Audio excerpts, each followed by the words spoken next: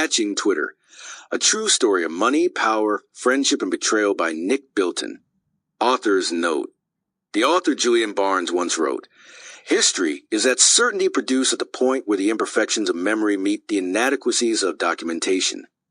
What you are about to read is a result of several hundred hours of interviews with current and former employees of Twitter and Audio, government officials, Twitter executives' friends and significant others, and people at competing companies, as well as discussions with almost everyone mentioned in the book. While Twitter, the company, declined to give me official access to the book, Twitter's current and former board members and all 4 co-founders of the company agreed to sit for, collectively, more than 65 hours of interviews. Although most interviews were recorded to ensure accuracy of dialogue, all of these conversations, while on the record to be used within this book, were conducted on background, with the understanding that material would not be explicitly attributed to specific sources within this book. There are only a couple of people mentioned in this book who declined to be interviewed. It became apparent in the interviews for the book that people's memories of past events have changed over time.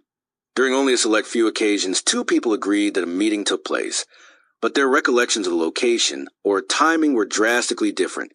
In every instance possible, I have tried to triangulate timing and location of events using documents I obtained and, of course, social media. There may be some occurrences where this was not possible. In these instances, I have done my best to estimate timing. I chose to leave out of this narrative moments of the story for which accounts were too different. In some areas of the book, events are referred to a few months earlier than they occur to help the reader understand the overall significance of the moment. The book is also based on more than 1,000 documents I obtained or reviewed during my reporting, including employee emails, boardroom presentations, investment filings, contracts, employee calendars, partnership documents, government-level communications, instant messenger correspondence, newspaper articles, blog posts, and highly confidential Twitter legal notices and internal emails. In moments of the book where scenes are described in exact detail, I have often personally visited the location. Any instance of a character's inner monologue or emotional state is based on interviews with that individual and not assumed. Even with the hundreds of hours of interviews in the internal documents, the most exact location of memory I found was strewn about the internet on social media websites. With a researcher, I pored through tens of thousands of tweets, photos, and videos. It became clear in the reporting of this book that the imperfections of memory of those I spoke would have sometimes become more pronounced over the past decade. But what has remained intact are the hundreds of thousands of photos, videos, and tweets they all shared over the years, helping to pinpoint exact moments in time, clothing, conversation, and mood. Unbeknownst to people in the book at the time, their use of the tools they created, especially Twitter, ensured there were very few inadequacies of documentation to deteriorate the true events that make up this history. Start October 4th, 2010, 10:43 a.m. The Twitter office. Get out. Evan Williams said to the woman standing in his office doorway, "I'm going to throw up." She stepped backward. Pulling the door closed, a metal clicking sound reverberating through the room as he grabbed the black wastebasket in the corner of his office, his hands now shaking and clammy. This was it. His last act as the CEO of Twitter would be throwing up into a garbage can. He knelt there for a moment, his dark jeans resting on the rough carpeted floor, then leaned back against the wall. Outside, the cold October air rustled the trees that lined Folsom Street below. Violin-like noises of traffic mingled with a muffled din of conversation near his office doorway. Moments later, someone informed his wife, Sarah, who also worked at Twitter, something is wrong with Ev. She rushed up to his corner office, her rich black, curly hair wobbling slightly as she walked. Sarah checked her watch, realizing that Ev had only 45 minutes before he would have to address the 300 Twitter employees and break the news. She opened the door and went inside. Down the hall, the Twitter public relations team reviewed the blog post that would go up on the website at 11:40 a.m., the moment Ed would finish addressing the company and hand the microphone to the new CEO, passing power in a gesture as simple as handing off the baton in a relay race. The blog post, which would be picked up by thousands of press outlets and blogs from around the world, gleefully announced that Twitter The 4-year-old social network now had 165 million registered people on the service who sent an astounding 90 million tweets each day. 5 paragraphs down, it noted that Evan Williams, the current CEO, was stepping down of his own volition. I have decided to ask our COO, Dick Costello, to become Twitter CEO, said the post, allegedly written by Ev. Of course, that wasn't true. Ev, seated on the floor of his office with his hands wrapped around a garbage can, had absolutely no desire to say that. A farmer's son from Nebraska, who had arrived in San Francisco a decade earlier with nothing more than a couple of bags of cheap, raggedy, oversized clothes and tens of thousands of dollars in credit card debt, Ev wanted to remain chief of the company he had co-founded. But that wasn't going to happen. It didn't matter that he was now worth more than $1 billion, or that he had poured his life into Twitter. He didn't have a choice. He had been forced out of the company in a malicious, bloody boardroom coup carried out by the people he had hired, some of whom had once been his closest friends, and by some of the investors who had financed the company. Ev looked up as he heard Sarah come in. He wiped the sleeve of his sweater across the dark stubble on his chin. "How are you feeling?" Sarah asked. "Fuck," he said, unsure if it was his nerves or if he was coming down with something. Or both. Down the hall, through the doors that led to the Twitter office's main foyer, copies of the New Yorker, the Economist, and the New York Times were fanned out on a white square coffee table in the waiting area. Each publication contained articles about Twitter's role in the revolutions now taking place in the Middle East, rebellions that, through Twitter and other social networks, would eventually see the fall of dictators in Tunisia, Egypt, Libya, and Yemen, and spark massive protests in Bahrain, Syria, and Iran.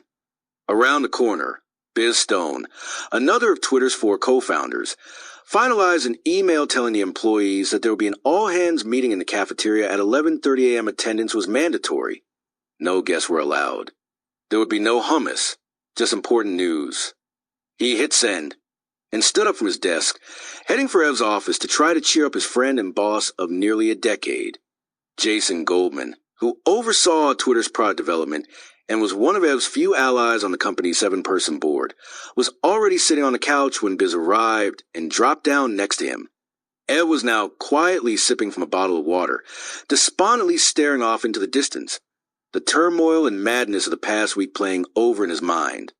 Remember when Goldman and Biz chorused, trying to cheer up with humorous memories of the last several years at Twitter. There were lots of stories to tell. Like the time Ev had nervously been a guest on the Oprah Winfrey Show, fumbling in front of millions of viewers. Or the time the Russian president showed up to the office, with snipers and the Secret Service, to send his first tweet right at the moment the site stopped working. Or when Biz and Ev went to Al Gore's apartment at the St. Regis for dinner, and got shit-faced drunk as the former vice president of the United States tried to convince him to sell him part of Twitter. Or other bizarre acquisition attempts by Ashton Kutcher at his pool in Los Angeles, and by Mark Zuckerberg at awkward meetings at his sparsely furnished house. Or when Kanye West, Will, I.M., Lady Gaga, Arnold Schwarzenegger, John McCain, and countless other celebrities and politicians had arrived, sometimes unannounced, at the office, rapping, singing, preaching, tweeting, trying to understand how this bizarre thing that was changing society could be controlled and how they could own a piece of it. Ev struggled to smile as his friend spoke, trying his best to hide the sadness and defeat on his face. There was one person who might have been successful at making Ev smile, the man who was now pacing in the office directly next door, his bald head bowed, his phone cupped to his ear. Dick Costello, once a well-known improv comedian who had graced the stage with Steve Carell and Tina Fey. The same Dick Costello Ev had decided to ask to become Twitter's new CEO, the third of a company that was only 4 years old. Yet, Dick wasn't in a jovial mood either. He was talking to the board members who had been involved in the coup, confirming the wording of the blog post that would soon go out to the media, and also what he would say to the hundreds of Twitter employees when he took the mic from Ev. He paced as they plotted what would happen next. The return of Jack Dorsey. Jack had been the first CEO of Twitter and another co-founder. He had been pushed out of the company by Ev in a similar power struggle in 2008. On this particular morning, he'd been expecting to make a triumphant return to the company he had obsessively built before his own ousting. As Jack had been informed by the board a few hours earlier, though, his return to Twitter would not happen today. It would be delayed again. Jack was only a few blocks away as the scene unfolded that morning, pacing in his office at Square, a mobile payments company he'd recently started. He had woken up in his wall-to-wall concrete penthouse apartment in Mint Plaza and dressed for work in his now signature several $1,000 outfit of fancy Dior shirt, dark suit blazer, and Rolex watch. It was a very different ensemble from the unkempt t-shirt and black beanie hat he had worn 2 years earlier when he was ousted from Twitter. But although he wore a different uniform that morning, he was equally disdainful of Ev, his once friend and forever co-founder, who had foiled Jack's planned return to Twitter. Although Ev had been successfully removed as the CEO, he had not, as was originally supposed to unfold, been publicly fired from the company. At least not yet. Back in the Twitter office, Ev looked up as the clock approached 11:30 a.m. time to go. Ev had no idea that within just a few months he would be completely out of a job at Twitter. Biz and Jason followed him out the door and down the halls, as they had for years, clueless that they would also be pushed out of the company in due time.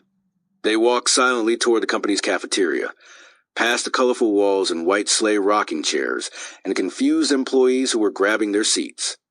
None of Twitter's staff members knew what they were about to hear from their beloved boss, Evan Williams. They had no idea that the company they worked for, a company that had changed the world in countless ways, was itself about to change forever. Founders. At Ev's bicycle tires crunched on the gravel as he drifted along the dirt road, past the endless rows of green and yellow grapevines. The orange glow of the morning California sun warmed his back, his bright orange sneakers pressing down on the pedals as he picked up speed to begin his dreaded daily 4-mile bike ride to work. As he approached Sebastopol's Morris Street, cars swooshed by, leaving pockets of moving air in their wake, which helped dry the small droplets of sweat that had gathered on his brow from a morning commute. This was the moment in the ride when he once again told himself that one day soon he would be able to afford to buy a car to get to work, rather than have to use an old bicycle borrowed from a coworker. Of course, he had never imagined people needed to own a car in San Francisco, where he thought he was moving when he arrived in California earlier that year. It was 1997, the middle of the modern-day gold rush called the tech boom. Young, nerdy tech enthusiasts like Ev, along with designers and programmers, had set out for the area in pursuit of a new dream where, rumor had it, you could get rich by selling ones and zeros rather than nuggets of shiny yellow gold. He had arrived, a 25-year-old with empty pockets and fierce idealism, only to find that the job he had been hired for, writing marketing material for a company called O'Reilly Media, was in Sebastopol, a small, quiet hippie town 55 miles north of San Francisco. When viewed on a map spread out on his mother's small kitchen table in Nebraska, it had looked much closer to the big city. Ev decided he didn't have much of a choice but to keep the job. He had no college degree and no idea how to write code. The odds of finding work elsewhere were slim to none. Plus, O'Reilly was paying him $48,500 a year, which would help deplete his tens of thousands of dollars in credit card debt and student loans from the single year he had made it through college. He also reasoned that his new employer, which published technology how-to books, would be the perfect place to learn how to program. So he settled in on the outskirts of town, renting a $600 a month shoebox that sat atop a stranger's garage. Ev felt a surprising sense of comfort in the solitude of Sebastopol, surrounded by the sounds of nothingness. It reminded him of the farm in Clark's, Nebraska, where he'd grown up. The day he left for California, Clark's population went from 374 people to 373. At his new office, he often sat quietly at his computer, wearing baggy, cheap jeans and oversized t-shirt, almost always tucked in, and, if the day afforded it, a strange hat. When your parents are farmers, style isn't usually part of the morning breakfast discussion. Neither is talk of tech startups in San Francisco, which is why his father, Monty, hadn't quite understood why young Ed was heading to California to play with computers rather than tending to the family farm. But the Williams family had never really understood Ev.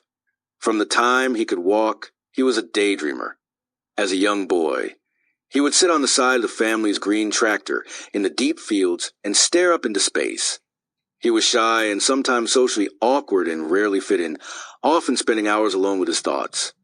As he grew up, normal life in Clark's required that he go hunting with his dad and brother. Like all Midwestern boys, he was supposed to learn to fire rifles, shoot a bow, gut a deer, and fish for bass or trout in the Nebraska lakes.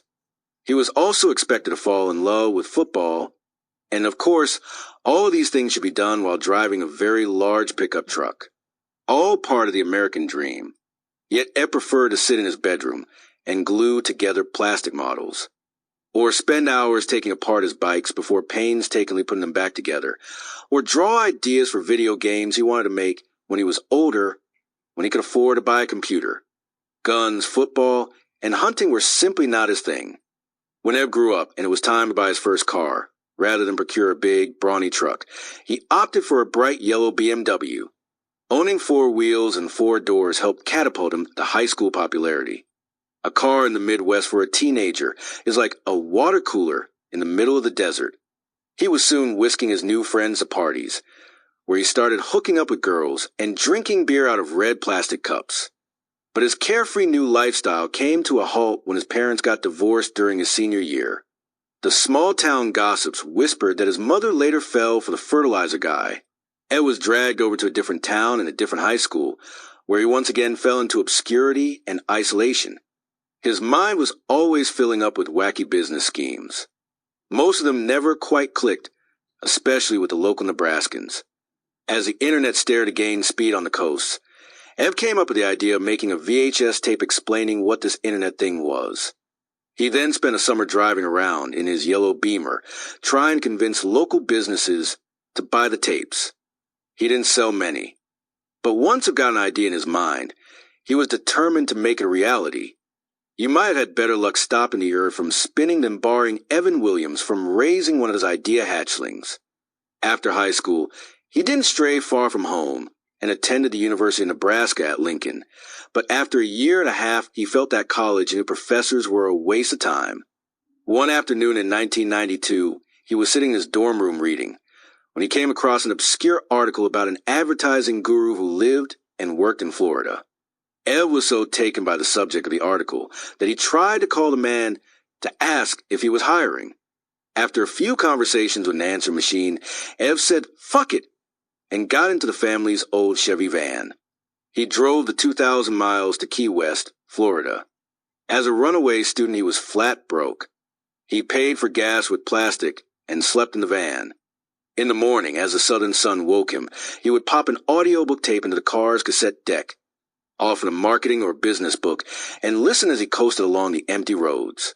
When he arrived in Florida, he knocked on the advertising exec's door, demanding a job. Impressed by his tenacity and persuasiveness, the exec hired Ev on the spot. Yet after several months, Ev realized the man was more bullshit artist than advertising artist. So, playing everything in reverse, with a brief stay in Texas, he drove back to Nebraska. His determination often rubbed people the wrong way. At O'Reilly Media, he was once asked to compose the marketing material for one of the company's latest products. Ev responded by emailing the entire company that he wouldn't write it, because the product was a piece of shit. His abrasiveness didn't help with many friends when he arrived in California, either. So each night, he would ride his borrowed bicycle home, back past the vines of grapes that would soon end up in a bottle of something he couldn't afford. Once atop the garage, he would sit and sip cheap beers alone in a single room that was large enough for a mattress, a small brown kitchenette, and Ev's prized possession, his computer. There he would teach himself how to write code. His only friends the crickets he could hear gathered around the garage cheering him on as he learned to speak a language only computers could understand. He eventually escaped the confines of the sleepy Northern California town and darted south to Palo Alto to work for Intel and later Hewlett-Packard, building mundane software and slowly making friends who worked in the industry. On weekends, he would take the train to San Francisco, where his new buddies took him to startup parties. The draw of the city eventually enticed him to rent an inexpensive, crooked apartment in the Mission area of San Francisco. He met a girl, Meg Alrihan, a sprightly programmer who shared Ev's passion for opinion in computers, and the two began a brief love affair. Although the relationship didn't last long, they decided to start a company together. They set off with a small group of friends and opened a bare-bones startup called Pyrolabs that operated out of Ev's apartment. The group planned to build software to increase workplace productivity. But starting a pattern that would follow Ev through his career, something better accidentally grew out of Pyra. Ev and an employee had built a simple internal diary website that would help Pyra employees keep up to date about work progress.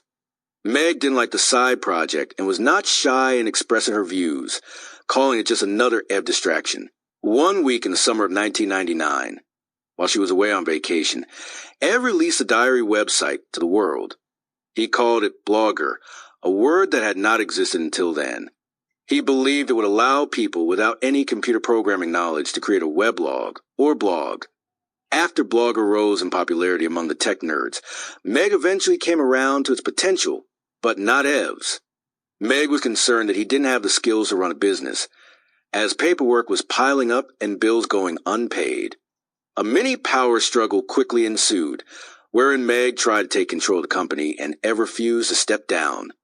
In the end, the 5-person Pyra team disbanded, leaving Ev friendless, single, and running a company out of his living room. At around the same time, the tech boom, which had since turned into a tech bubble, went pop. The stock market started to spiral down, with trillions of dollars eventually falling out of the NASDAQ. Within months, the parties disappeared. Jobs became sparse. Startups closed down. And most of the people who had come to Valley in search of wealth left the area broke. Ev wasn't going anywhere, though he had a vision for Blogger, where anyone could have their own blog, the equivalent of their own online newspaper. Unlike his lonely high school days, Ev's seclusion was relieved by a connection to the world to the hundreds of blogs that were popping up in this town he had laid the foundation for. Blogger, population tens of thousands. On his own blog, he forged digital friendships with other people. By day, he wrote code by the pound, often for 14 or 16 hours at a time, expanding Blogger and building new features for service. At night, he wrote on his blog about the electronica he was listening to, recent movies he had seen, a run-in with the IRS for some back taxes. Then, as the moon crested in the sky, he checked the blogs one last time, said goodnight to the people of the internet, scrunched up into a ball on his couch surrounded by week-old pizza boxes and empty Snapple bottles, and fell asleep. No friends, no employees, no money. Just Ev. He soon learned that if you give a microphone to enough people, someone will yell something into it that will offend someone else. Complaints flowed into Blogger constantly. People were vexed by political blogs, religious blogs, Nazi blogs, blogs that use the words nigger and spick and kike and retard and whitey. Ev realized it would be impossible to police all the posts that were shared on the site, so as a rule, he opted for an anything-goes mentality. As Blogger and the art of blogging continued to seep into everyday society, Ev started making just enough money, through ads and donations from people who used the site, to gradually hire a small gaggle of programmers. In 2002, they moved into a tiny $400 a month space that looked eerily like an old detective office. By then, Blogger had grown to house nearly 1 million people's blogs from around the world. With close to 90 million blog posts, both huge numbers in 2002. Yet the office was no bigger than a New York City studio apartment, a meager 12 feet by 12 feet. The room was dark and dank. One of the 3 small white clocks that hung on the wall had stopped ticking a long time ago, looking as if it had simply fallen asleep, the little hand napping on the 7, the large hibernating near the 10. It soon became apparent that Ev needed an office manager to handle all the mundane tasks, like bills and paychecks, and the onslaught of complaints about the content of the site. So he hired Jason Goldman, an already balding 26-year-old who had studied astrophysics at Princeton University, but dropped out for the tech promised land, and was now willing to work for the cash-strapped startup for $20 an hour. Jason Goldman wasn't the first Jason in the 6-person startup. He was the third. To avoid having 3 people looking in his direction, when he called for one of them, Ev referred to all the Jasons by their last names. Jason Sutter, Jason Shellen, and Jason Goldman were Sutter, Shellen, and Goldman. Goldman? Sutter barked in a playful tone on one of Goldman's first afternoons at work. You're going to be in charge of the customer service email. What's that? Goldman responded, peering up at him through his glasses in confusion. And why are you grinning? Goldman was tall and wiry with an egg-shaped head. As unstylish as ever at the time, he often wore clothes a little too wide for his shoulders and pant a little too long for his legs. Oh, you'll see. It's the email address we use on the site where people complain about other blogs. Slight laughter came from others in the room as Sutter showed Goldman how to check the account. Start with that message, he said, pointing to computer screen.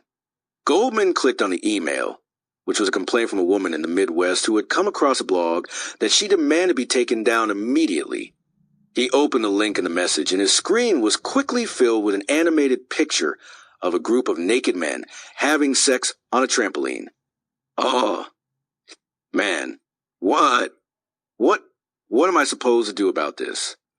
Goldman asked with an uncomfortable laugh, as they all giggled. He squinted at the screen, his head half turned away, trying to understand what the men were doing and who, if anyone, would be interested in such bizarreness. Nothing, Ev said. Push-button publishing for the people. It was Blogger's motto and meant that anyone should be able to publish whatever they wanted. There were mugs around the room that declared this statement. Brown coffee stains dribbled over big, bold letters that laid out the moral code of Blogger. Push-button publishing for the people. It was a motto Ev was determined to stand by. In one instance, a coal mining company in Scotland threatened to sue Blogger if it didn't take down a union blog that was being used to show a coal mine's wrongdoings. Ev always stood his ground, preferring to go out of business rather than to give in to corporate pressure. Eventually, the coal mine gave up. Blogging had an unintended side effect for Ev. As the company grew, along with other blogging services, Ev was written about in the technology trade press, and he started to grow slightly popular in Silicon Valley. Soon his endless nights on his couch alone with his computer started to change. His personal life started to grow. Just as in his early days with a car in high school, he was now being whisked off to the few tech parties that still exist in the area, hooking up with girls, and drinking beer out of red plastic cups. Outside the small enclave of the valley, most people didn't believe in the promise of this weird blogging thing. Some called it stupid and infantile. Others asked why anyone would care to share anything about themselves so publicly. But not Ev. Ev was determined to see Blogger grow, to allow anyone with a computer to publish anything they wanted, to disrupt the publishing world, to disrupt the world in general. One line of code at a time. At Noah Glass almost dropped the issue of Forbes when he saw the picture on the page. Like two magnets coming together, he pulled the magazine toward his face and his face toward the magazine, the gravitational pull of curiosity at work. It was a warm summer afternoon in 2002 when he had been lounging around his apartment, the chatter of traffic and derelicts from Church Street below floating up to the window like an inescapable smell. Flip, flip, flip through the pages when he stopped at a profile of a 20-something man who was behind a burgeoning website called Blogger. As Noah looked at the picture, it wasn't the words that made him almost fall from his chair to the earth. It was a picture of Evan Williams, the Pied Piper blogger, proudly posing to a photographer in front of a computer with a bright orange Blogger sticker stuck to the bottom corner of the screen. In the distance, past the smiling Ev, through a window was a kitchen, the same kitchen that Noah was sitting in at that very moment. Noah spun around in his chair and held the magazine up in the air, peering through the window and into the apartment directly across the way, where the same exact computer from the magazine sat at the same exact desk in real life. The same orange sticker was stuck to the bottom corner of the screen, and there was a man featuring the article in his hand, Evan Williams, sitting at his desk. Whoa, holy shit, Noah said aloud as a giant smile spread across his face. He stood there for a second, doing a double take between the photo and real life. The magazine looked particularly small in Noah's hand, given his size. He was large in every way, tall and broad, with a wide, boxy face and droopy eyes like a sad puppy's. And like a puppy, he had the energy of a nuclear power plant. He quickly opened the back door to his kitchen and rushed out onto the balcony. "Hey, blogger." Noah yelled.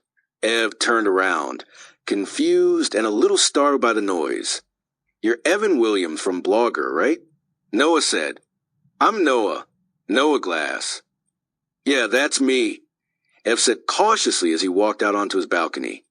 Noah looked over Ev's shoulder and into the distance of the apartment. Earlier in the summer, he remembered seeing as many as 5 people stuffed into the space, often sitting in the kitchen at computers, working away.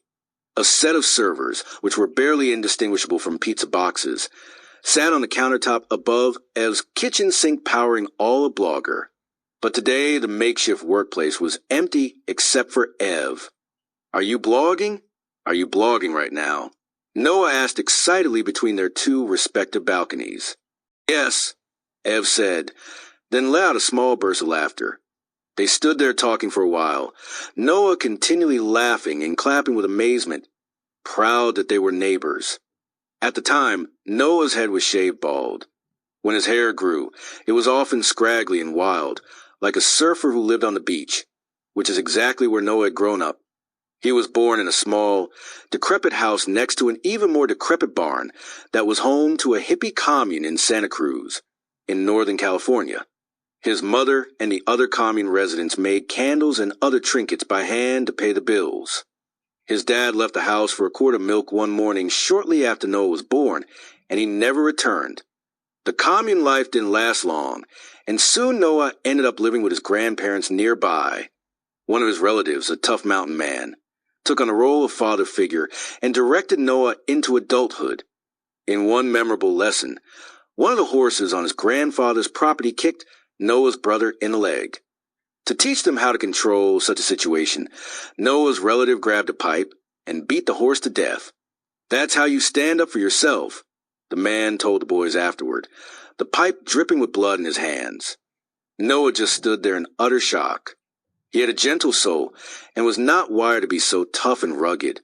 He was more artist than revolutionary, often preferring to escape into his creative and zippy mind. Although Ed was more standoffish and hushed, he was drawn to Noah's effervescent personality, and they quickly became close friends. In an earlier era, they could have been an odd couple TV show, 2 polar opposite neighbors who met regularly to share a beer or 2 on their abutting porches. Noah mostly speaking, Ev mostly listening. Their friendship continued to grow and intertwine, moving from their porches to coffees at nearby cafes, lunches at Barney's Burgers down the street, late-night parties. And before long, they spent more time together than apart. Goldman, who had developed a strong friendship with Ev, often joined them on their outings. Noah was always glancing out his kitchen window to see if his new friend was home. Sometimes he showed up randomly, knocking on the door erratically, more than once while Ev was enjoying the company of a girl, and turbulently entering the apartment. Noah was always offering to help too. One afternoon, Goldman and Ev were struggling to lug a couch up the stairs of Ev's apartment building. When they stopped to rest for a moment, they turned around to see Noah standing there, pushing him aside, no questions asked, as he dragged a large sofa up through the stairwell practically alone.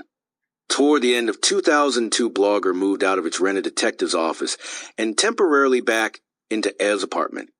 Noah would wake in the morning, sip his coffee by the window, and watch the programmers in Ev's kitchen with admiration.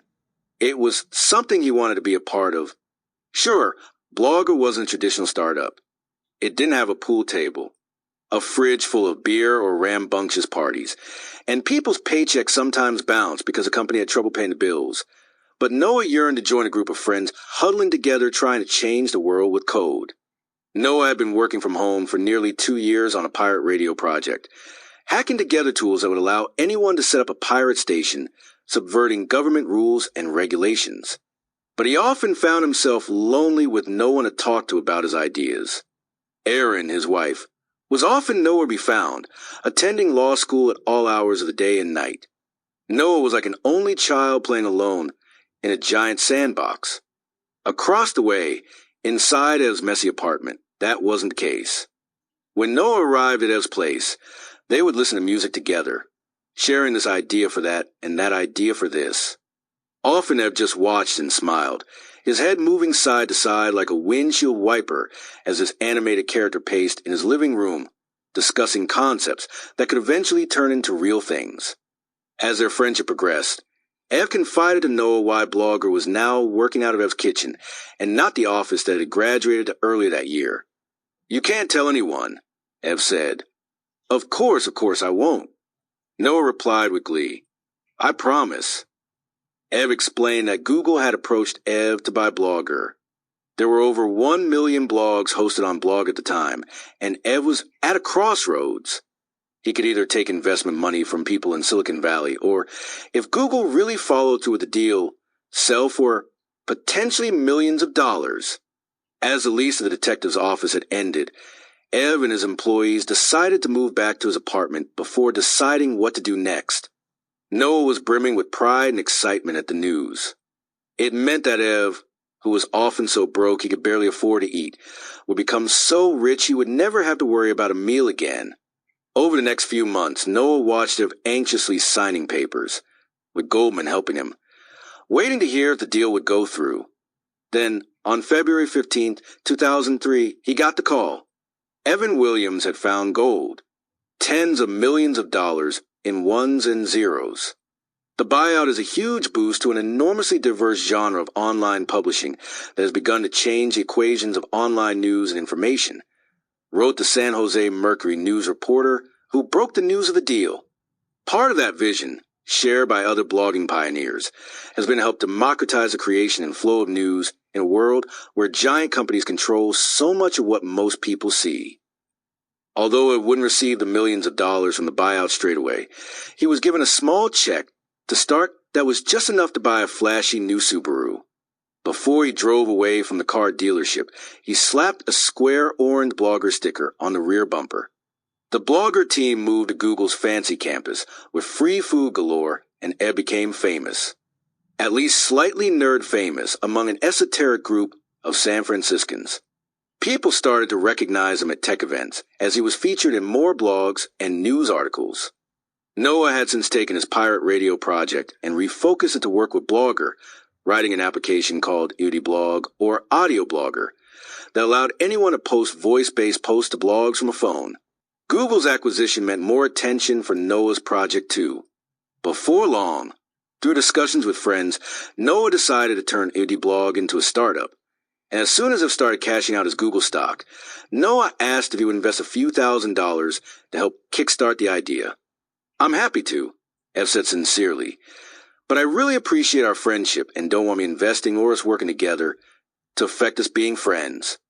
After all, Ed had been down this road before, losing all his friends when Pyra and Blogger had imploded a few years earlier. "Come on," Noah said confidently. "We can work together and be friends too." He finally wore Ev down, convincing him to fork over the money he needed to get started. Noah took off on the project, posting a freelance job listing for a startup called Citizenware. A few emails started to trickle in from programmers applying for the gig, but one stood out. It was from a hacker who knew Ruby on Rails, a hip new programming language. After a few back-and-forth emails, an interview was arranged at a coffee shop in the Mission. The interviewee introduced himself as Rabble, even though his real name was Evan Henshaw-Plath. He was tall, his head and shoulders leaning forward slightly as a drunk slouches on a pole to keep from falling to the ground. "Tell me about yourself," Noah said, his arms crossed. Rabble explained that he was only in San Francisco for a short time with his fiancée, Gaba, so they could save money to continue traveling and go in political demonstrations and protests around the world. This, Rabble explained, was their full-time job. But they were not your traditional protesters. They were hacktivists, part of an emerging group of protesters who used laptops instead of picket signs and blogs instead of bullhorns and who marched down the internet instead of paved streets.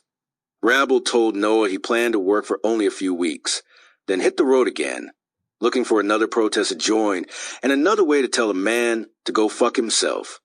He had just wrapped up assisting protesters involved in the 2004 presidential elections, he explained, and once he saved money from this new gig, he would set out for South America to wreak digital havoc on a government there.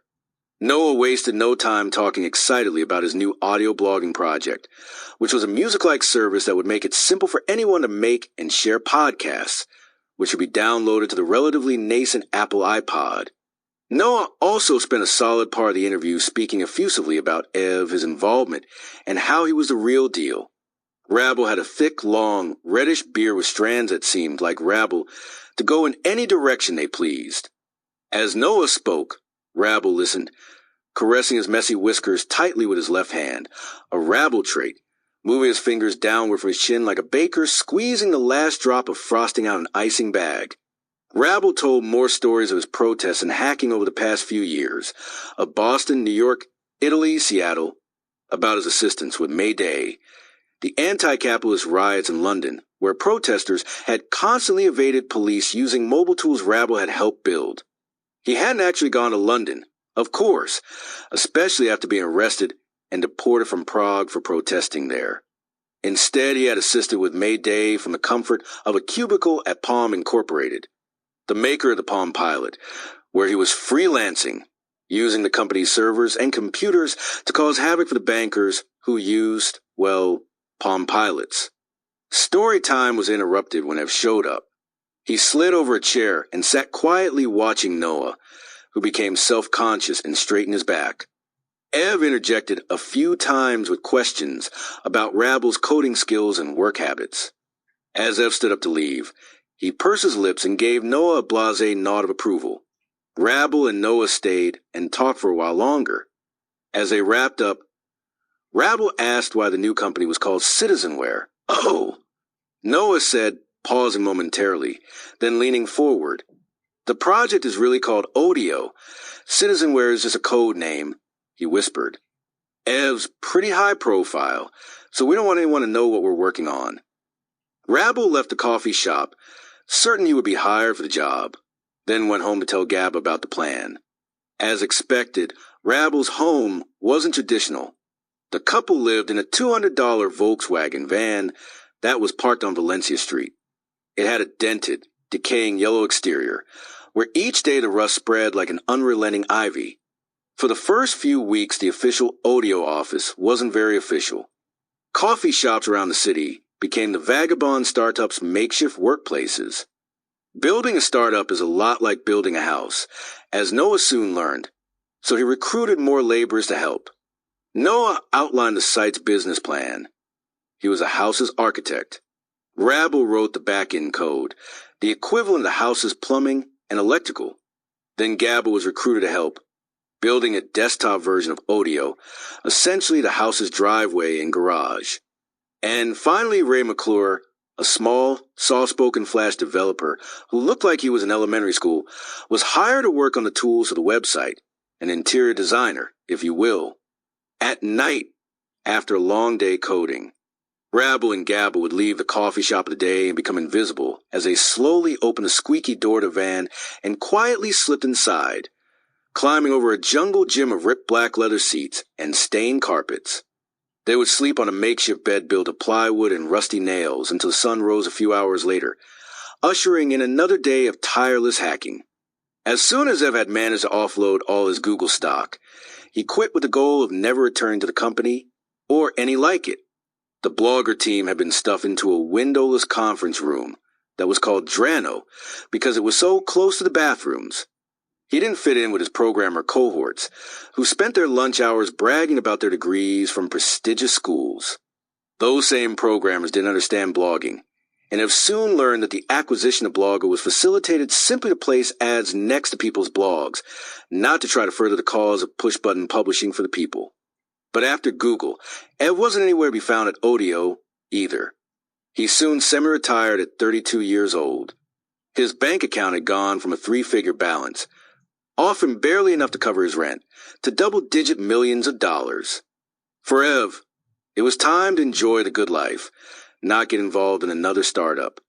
He began taking Italian cooking classes and exploring museums. He bought a house worthy of a millionaire with wide windows that overlooked San Francisco like a perched owl and a fast new car to put in the millionaire's garage. He went on expensive vacations with his new girlfriend, Sarah, whom he had met at Google during an office party. But while Sarah and Ev were becoming proficient in the art of spaghetti making, Noah and his troop of programmers were toiling away, scrunched in the corners of coffee shops around the city, sitting on mismatched chairs, computer power cords weaving among mugs and torn sugar packets. A modern-day Beatles. Their instruments, laptops, their music code. Noah's mind often moved frantically. His thoughts zipped around with the speed of a single firefly trying to light an entire darkened football stadium with his movement. Some thought it could be ADD, ADHD, OCD, or an alphabet soup of all three. It didn't really matter. This was Noah.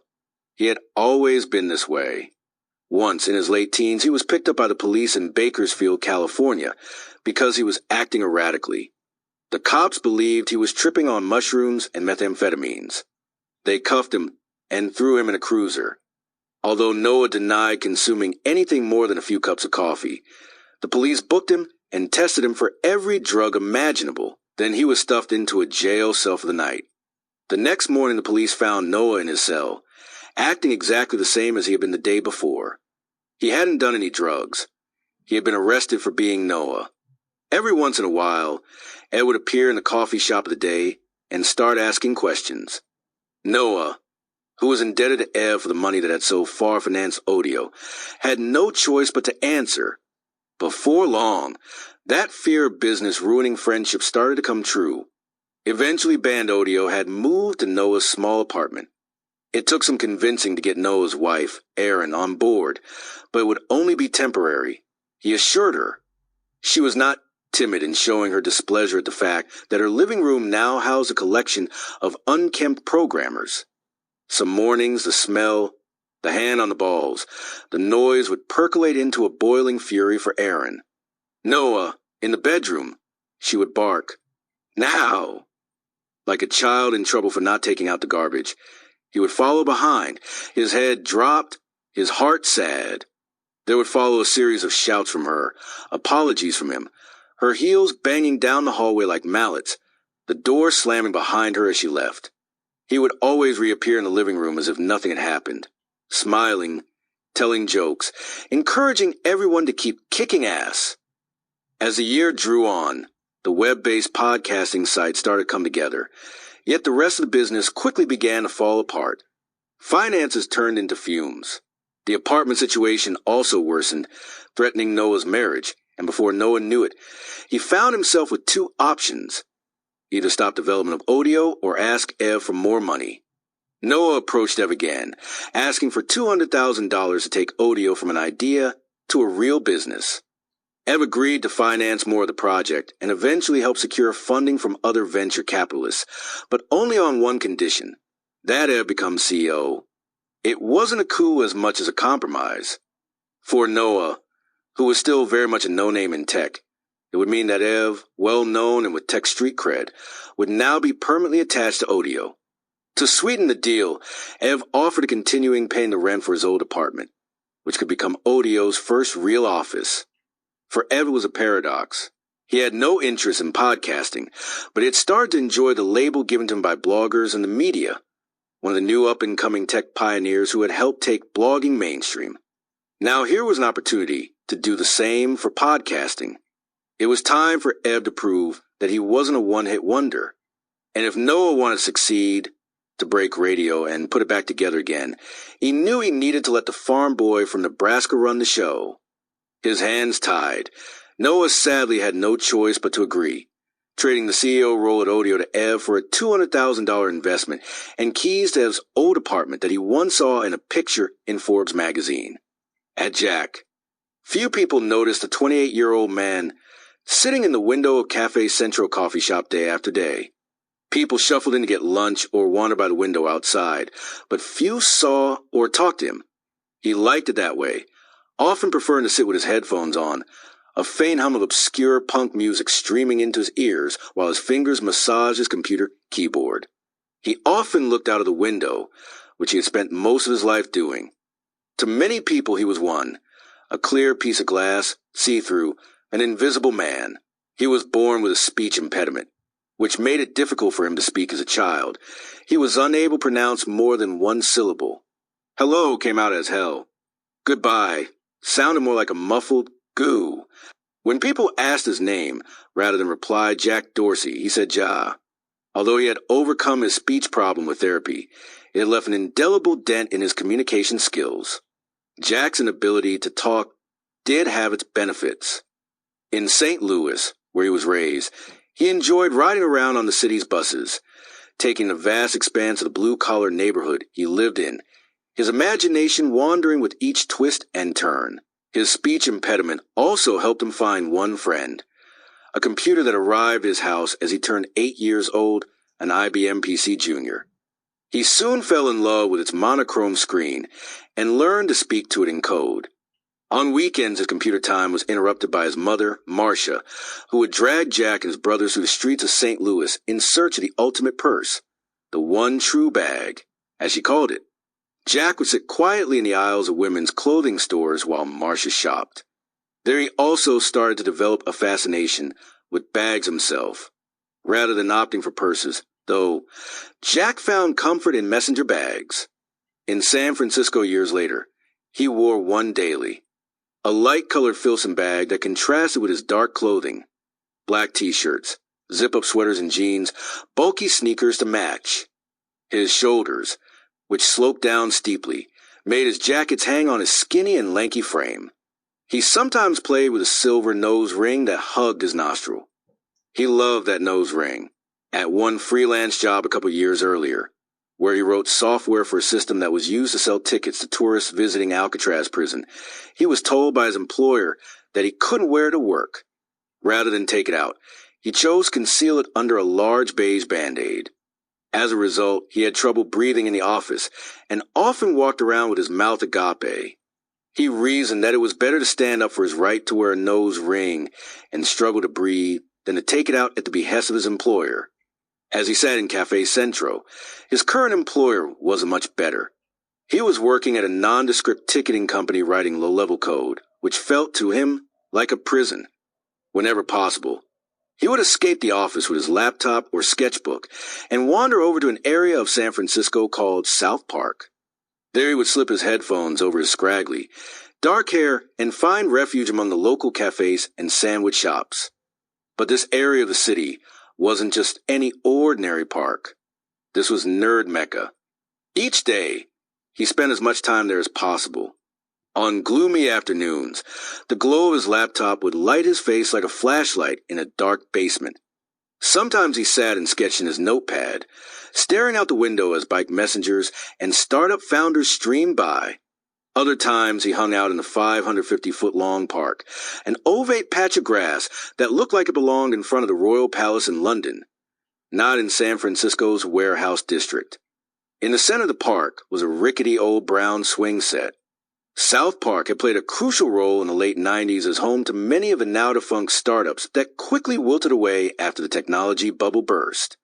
Pets.com and other startups that had collectively squandered hundreds of millions of dollars on ridiculous parties, asinine salaries, and expensive TV ads met their timely demise overlooking South Park.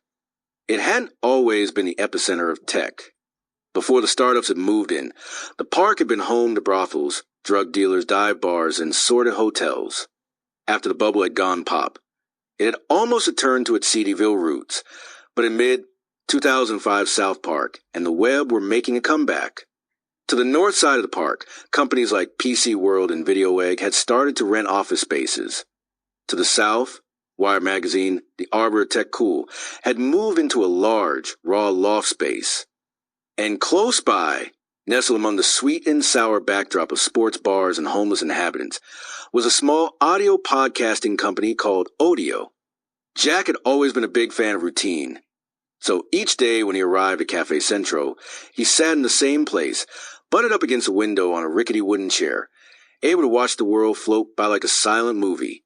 On sunny days, he sat in the park, his computer half buried in the grass like a predator as he tried to mooch wireless internet from a company that left its network open. But as the saying goes, the coldest winter you will ever spend is a summer in San Francisco, which was true on a gloomy June day in 2005 as Jack found himself confined to the great indoors. He was particularly melancholy on this afternoon as he sat looking out at the sparse park. The life he was living in San Francisco wasn't exactly what he had expected. when he'd left St. Louis years earlier, eventually landing in San Francisco after a stint in New York City working for a bicycle messenger company. He hoped desperately to work for a real startup, yet he hadn't had much luck. As he sat calculating how he could get out of his dead-end job, he noticed someone familiar walk by the window. Jack had never actually met the man before, but he recognized that short black hair, the pointed nose, the slightly square, stubbly chin, and those signature bright-colored sneakers. There were numerous stories on the internet about him and the company he had sold for millions of dollars. The man continued to walk past Jack's window. Then, to Jack's surprise, he wandered into a cafe and stood waiting in line to order. The man didn't notice Jack staring at him, methodically studying his every move. If he'd seen the visual intrusion, he might have felt slightly violated. But Jack saw it as a sign and quickly opened his computer, popped open a web browser, and searched for Evan Williams' email address in Google. Jack didn't have a traditional resume. His most recent CV had been used to apply for a job at Camper, the shoe store. He had spent hours tweaking and designing the red and black lettering, choosing the spiky yet elegant Futura typeface to represent himself. He split his resume up into 3 sections. Jack. Life. Love. There was no last name. Just Jack. Camper never offered him the job. But still, he pulled a resume up on his computer, took out any references to shoes, and sent a near replica to Ev saying that he had just seen him at the cafe, and was he hiring? A few back and forth emails later, Jack was told to come in for an interview. Noah said, nodding his head, "Well, what we do here, that's kind of like dispatch," he said while taking a giant bite from the salad bowl, lettuce hanging from his mouth like fangs. "Yeah, we make sounds as a podcast," and then another pause as his brain calculated what he would say next. Then, "These podcasts are dispatched to users." Ev stewed silently as Noah rambled. The relationship between the two had become increasingly strained. It was unclear who was making the decisions, and Ev, often a recluse, would sometimes be overshadowed by Noah, who tended to be the most boisterous voice in the room. Of course, Jack didn't know any of this yet. When the interview had ended, Jack was introduced to Rabble, who asked a few pertinent questions about his programming skills, but really wanted to know his political biases.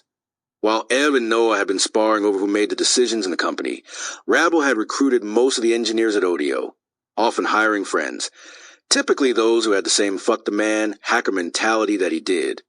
One friend, Blaine Cook, a slim 24-year-old Canadian hacker with long blonde hair, had come on board to help with the back-end programming code.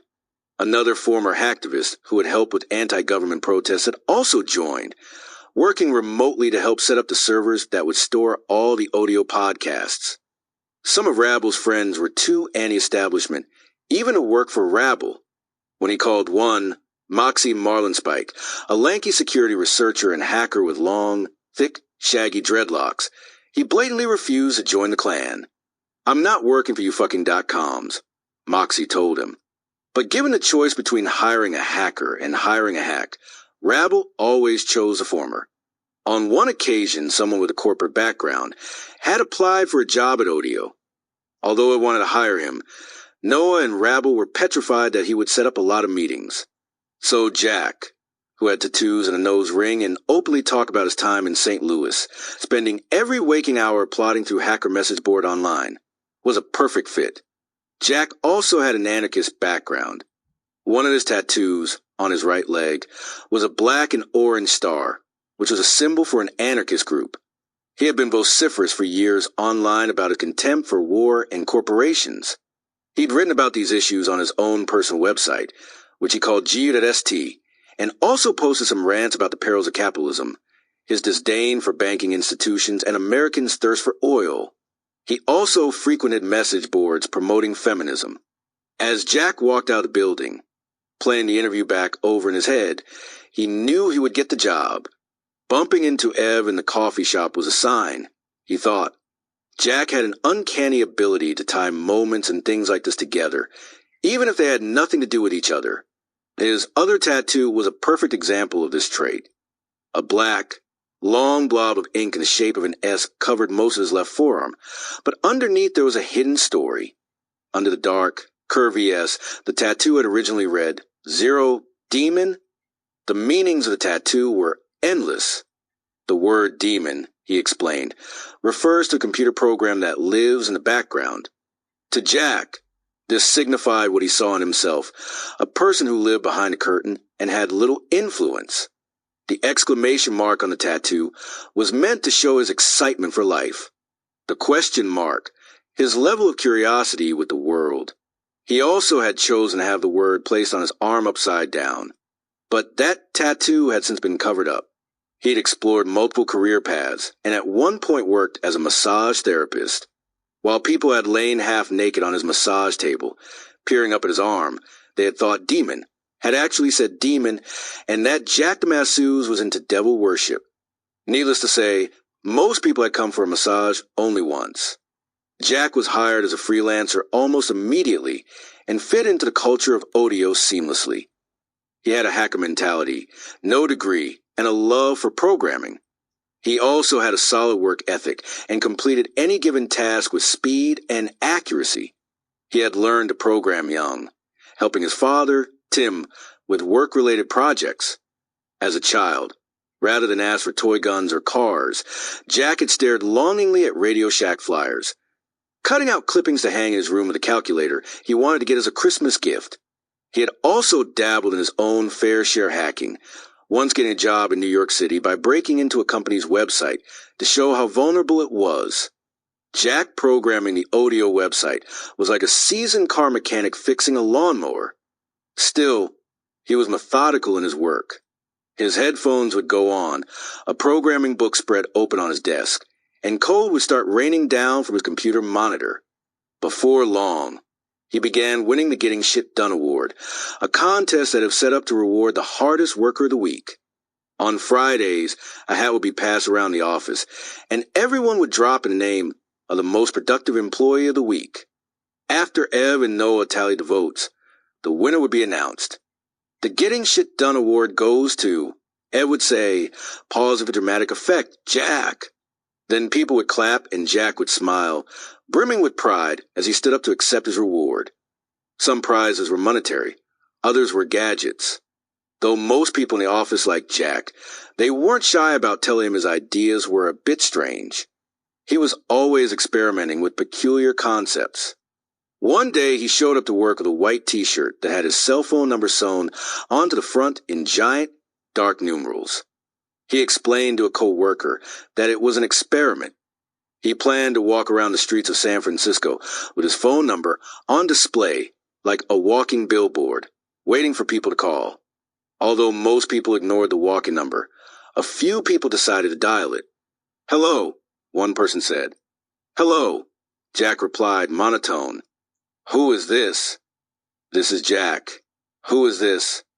The conversation soon devolved into the awkward banter that is usually reserved for the moment you run into an ex on the street.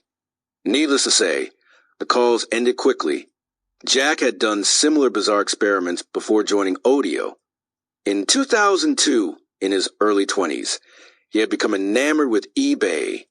At the time, he was destitute and didn't have anything to sell, so he set up auctions where he offered to read the famous children's book Goodnight Moon over the phone to the highest bidder.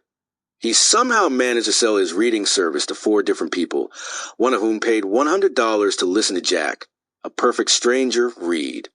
Good night clocks and good night socks, he said into the phone. Good night little house and good night mouse. He finished. Good night stars. Good night air. Good night noises everywhere. Yet even with his proclivity for weirdness, he quickly bonded with several of his new co-workers. Most nights he would venture out with Noah, Ray, and a few other audio programmers, exploring the city on bikes together or sometimes setting out on foot. They would dip in and out of clubs, music shows, and hookah lounges or go on unmethodical explorations of the city's wine bars, sake dens, and art galleries. Almost every morning was met with a hangover. But for now, Jack had found what he had spent his life looking for. A job with someone he looked up to, Ev. A group of co-workers who had a hacker spirit, Rabble and company, and a new friend, Noah, at Biz. It was early October 2005 when Biz Stone sat down in a small conference room with his boss at Google. The company's logo was spelled out in bright blue, yellow, green, and red letters on the wall behind him, as it belonged in a kid's play den. Red beanbag chairs sat close by. Biz's smile seemed appropriate in the room's festive atmosphere as his tousled blonde hair fluttered atop his head. "I'm quitting," Biz said with a giant grin. His boss looked at him, unsure if Biz, the Google jester, was joking or serious. "Nope," Biz continued. "I'm quitting." "You don't care about money?" his boss asked. "Yes, I do care about money." "Biz, you do realize that if you quit now you have to give up all your stock options," his boss said. He reminded him that he had only been at Google for 2 years, which meant his stock had not vested and wouldn't for another 2 years.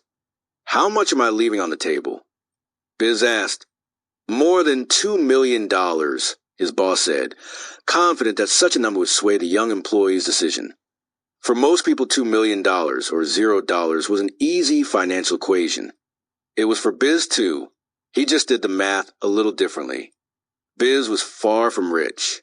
He had finally paid off $50,000 in credit card debt he had been battling for years, and was now living month to month in a small Palo Alto apartment with his wife, Livia, and their ark of rescued dogs and cats. Yet having $0 in the bank, while he worked at Google, where even a chef was worth several $1 million, wasn't a new experience for Biz. That was, after all, exactly how he had been raised. Poor among the rich. He had grown up in Wellesley, an affluent suburb of Boston, where the town's median family income was well into the 6 figures. Though Biz's neighbors were often absurdly wealthy, the Stone family's life was rather different. Biz was raised on food stamps. His mother had been adopted by a kind Swiss couple as a child, and when they passed away, their large house was left to Biz's mother and her children. Feeding several hungry mouths was difficult as a single mother, so she developed a plan: sell the house they owned every few years and downgrade to a smaller place in Wellesley. This way her children could take advantage of the county's fancy schools, and they could use the money from the house sale to pay the bills. For years later, do it all again. Sell and downgrade. So Biz was raised in houses that shrank as he grew. Everything was rationed. Haircuts, for example, happened at home, with his mother placing a round bowl atop his mopey head and snipping anything that hung below the edge. As a boy, Biz was a little idea generator. On weekends, he would often visit a family friend who was an electrician, and he spent hours in the man's basement building strange gizmos. In one instance, Biz rigged a doormat with a buzzer that blared when someone came to the front door. Another endeavor, which failed, was an attempt to build his own scuba gear out of Coke bottles and rubber tubes. But most of Biz's time was spent with his best friend from 3rd grade, Mark Ginsburg, whose father was wealthy enough to own a computer. Biz spent days on end at Mark's house, staring through his round Coke bottle glasses as he used the Ginsburg family's Apple II machine, playing video games and drawing on the built-in graphics program. Between 1999 and 2001, he worked at a blogging network called Zanga. His co-workers there walked all over him as they took the company in a direction Biz thought was unethical by deceiving people who used the service and harvesting private information about them for profit. Rather than stand up and fight, Biz chose to quit. After racking up bills and hanging out in his mother's basement, he eventually went in search of a job at Blogger. At that time, in the summer of 2003, Ev had been working at Google for a few months, trying to settle into the giant company. Biz had read about Ev and his push-button publishing for the people philosophy and wanted to help spread the word about blogging too. In mid-2003, Biz sent Ev an email to say that he, Biz Stone, was a missing member of the band. After a few phone interviews, some jokes, and ethical discussions of the importance of blogging and how it allowed anyone with a computer to publish content, Ev decided he wanted to hire Biz. But Google didn't feel the same way.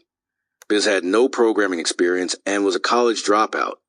It took some convincing and politicking, but Ev was finally able to offer him the job. After Biz received the offer letter from the search giant, the deal almost crumbled. At some point in his childhood, Biz had developed an inordinate fear of flying. He would go between Boston and New York City only on a multi-hour train, or bus ride rather than hop on a short 50-minute flight. When he realized he would have to fly out to Mountain View, he declined without giving the real reason.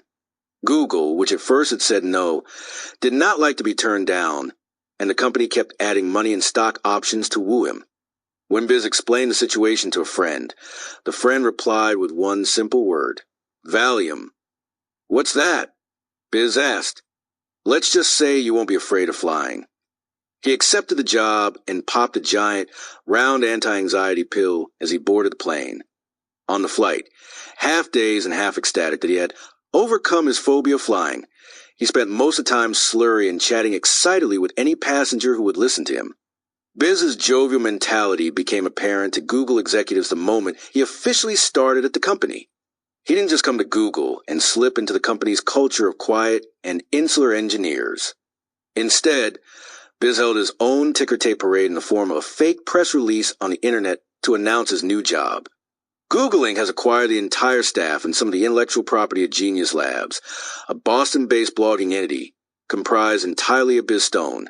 He wrote on his personal website on October 7, 2003, in a post titled "Google Acquires Genius Labs." Financial terms of the deal were not disclosed. He concluded his fake release with a joke at his new employer's expense. Google's free snack and coffee program has drawn accolades from industry elite, and their innovative search technologies are also very nice. When he arrived at the search engine, his comic routine saw him shuffle between bosses. Like Ev, Goldman, and the rest of the blogger team, Biz often felt out of place amid the company's cutthroat, business-like mentality. Like a group of unpopular kids at school, the blogger misfits would eat together in the company's cafeterias, drink in their own corner during the company's weekly Friday addresses, and crack jokes at the expense of the straight-laced programmers. Ev wasn't like any traditional boss Biz had worked under before. When Ev hired someone new, rather than wait to trust them with confidential information or important tasks, he chose to trust them immediately. Biz felt a sense of confidence and pride that have treated him this way, and the bond between the two quickly tightened. Before long, fueled by their collective comic relief, Biz, Ev, and Goldman became best friends. After Ev left Google in 2004, Biz was miserable as his new bosses at Google didn't trust him or treat him with respect. So in 2005, he decided he had had enough and wanted to follow Ev to his next project. This came a conundrum. He would have to leave millions of dollars on the shiny Google table in order to take a new job at the grimy podcasting startup Audio, working with Ev again and his new wacky business partner, Noah. "We didn't move out to California so I could work at Google," Biz told Olivia as they discussed the millions of dollars they would be throwing away. "We moved out here so I could work with Ev." Given how close their friendship had grown over the past 2 years, the decision was easy. He went into work the following day and turned over his white Google employee ID and the money that came with it in exchange for the freedom of startup life. When he started at Audio on September 6, 2005, he quickly realized it was a much bigger change than he had anticipated. His unlimited free meals, free snacks, free buses to work, and free inexhaustible everything at Google were now replaced with an office where homeless people slept in the stairwell. The only free transportation was his 2 feet, and the only free food or drink was a beer after work if it picked up the tab. The cultural difference was incalculable. The sterile, robotic culture of Google, with its know-it-all engineers and bossy bosses, was now replaced with tattooed hackers with a do-what-you-want mentality. A group of people who had nothing but disdain for the Googlers of the world, who made a point to always tout their degrees from Stanford and MIT. The Audio employees were all dropouts from mid-year colleges.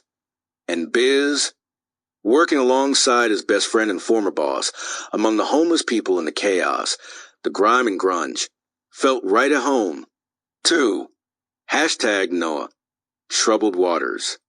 It was late 2005 as the boat emerged from the thick fog, and the Audio employees looked out at the view. The Golden Gate Bridge glowed orange in the distance as the sails clanked against the mast as the wind thrust them forward. "We're about to head to the Tiburon Marina," Ariel Polar, one of the Audio investors, said as he steered his boat through the salty air and across the San Francisco Bay. "Sam's is open. That's excellent," he added, squinting into the distance. Noah was hyperactively filming as he interrogated his co-workers for another short video he would later post to his blog. He butted the lens of the camera up against people's faces like a child showing off a lollipop. Tell us about it? Noah asked Biz, looking for a play-by-play of the relatively uneventful boat outing. It's good. We didn't lose anyone on the way over here, but maybe on the way back, one or two guys. Biz said to the camera, scrunched up to keep warm as the wind scraped across his orange jacket. Ev, who was sitting to his right, his eyes concealed behind his dark sunglasses, said, "We can afford to lose one." Ev was joking, mostly, although he wouldn't throw him over the side of the boat. Ev would have happily thrust Noah over the rails of Audio. Ev and Noah were at odds on almost everything. The colors of logos, the type of products they should focus on, who was in charge. They couldn't even agree on when to open Audio to the public. No, it's not ready, Ev had said one afternoon earlier in the year, shaking his head from side to side as Noah tried to negotiate with him. I'm telling you, I'm CEO. I've done this before. I don't want to put the site up yet. Rabble and Ray, the young flash designer who had been hired while Audio was working out at coffee shops, leaned back in her chairs to get comfortable for the next Noah versus Ev debate. Ev wasn't ready to announce his new disruption to the world just yet. He had always had a difficult time making decisions and pressing the final launch button. Noah, brimming with excitement and eagerness, had not. Unbeknownst to them, the winner of this debate wouldn't count. Rabble decided. It's live, Rabble told him, a mischievous grin on his face, his chaotic hair pulled back in a ponytail. Ev and Noah continued to bicker. Again, Rabble told him, it's live, guys. Now speaking up to ensure that they stopped talking. I just turned the site on. They stopped arguing and looked over at him. Noah smiled from ear to ear. No way, he said. Ev just shook his head. The site they had just unintentionally launched hoped to be the web's central destination for podcasts. It will allow people to create and record audio files, then share them with other people on the web using an Adobe Flash-based widget called Audio Studio. All of this would be completely free, with Ev's name attached to the company. Audio had received press and awareness throughout 2005 that had brought the attention of investors, including Ariel Polar, who presumed that podcasting could become a competitor to radio, just as blogging had done to publishing. In August 2005, with no business model, Audio had received $5 million in funding from Charles River Ventures and a number of other smaller investors, a bet on podcasting and Ev, not necessarily on the company or the people working for it. With a slew of money in the bank to hire new engineers and take the company in any number of podcasting-related directions, Noah and Ev hadn't been able to agree on anything. As the first month flush with cash had passed, Noah had started complaining to the board, calling George Zachary, the lead investor in Audio, to voice his displeasure with Ev's lack of leadership and inability to make decisions. On several occasions, Noah had tried to stage a mutiny and suggested that the board remove Ev as CEO and install Noah as the new captain. Ev, who had an aversion to conflict, decided to deal with the contention by simply ignoring it. On most days, he skipped going into the office altogether, rather than face the wrath of frenetic Noah. Who would you lose? Who could you afford to lose the most? Noah asked Biz and Ev on the boat as they floated through the chilly water, smiling, as he already knew the answer. Oh, that's a tough choice, Biz said as he looked over at Ev, who didn't answer. Probably me, Noah said sarcastically, then flipped the camera around to document his own face, his broad smile filling the frame, bug-like sunglasses wrapped around his eyes. Probably me, he said, laughing slightly. Biz and Ev didn't disagree. Noah set off like a rogue ping-pong ball, bouncing around the boat to film everyone else. Jack was standing on the bow in a uniform of denim, dark jeans, and a matching jean jacket. His messy, dark hair slapped around in the wind as he stood daydreaming. He loved to sail, and the day trip reminded him of an earlier goal he had set for himself, to soon buy a boat and skipper it alone to Hawaii, a 2,400-mile journey that, according to his research, would take about a month. As Ariel's boat slowed at the dock, the group stepped onto the rustic planks. stretching their legs and collectively looking like a giant caterpillar waking from a nap. Although this was the first boat outing for the audio crew, it was another field trip for a small group of mismatched employees who, for a brief moment, were becoming close friends. At least some of them were. As on most of their excursions, alcohol would be used to help lubricate the afternoon's conversation. They soon found themselves rocking back and forth on the white plastic chairs outside Sam's Anchor Cafe, seagulls sniping at their food. They sipped glasses of wine, telling nerdy jokes and laughing at one another. Jack sat quietly listening. He never really said much. When he did speak, it was in 2 or 3 syllable sentences, as if he were rationing how much he could say aloud during a single day. It wasn't clear anyone would have listened to him anyway. He was, after all, one of the most junior people at Audio. The deckhand on a boat, a lowly private in the Army, a contract programmer at startup. Although I've rarely interacted with Jack, he referred to him in the office as the idea guy because of his wacky concepts. Some were totally bizarre, like a suggestion to create a startup that would allow programmers to team up and work together, but not in a traditional way.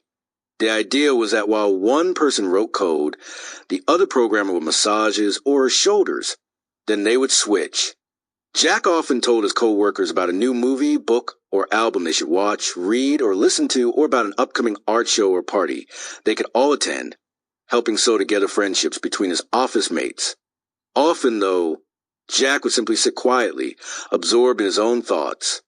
But his daydreaming inevitably hit a dead end as a group of beer-sipping geeks' conversation quickly arrived at its final destination, work. This was often the case. Breakfasts, lunches, dinners, drinks, dancing in clubs were often punctured by work-related chatter.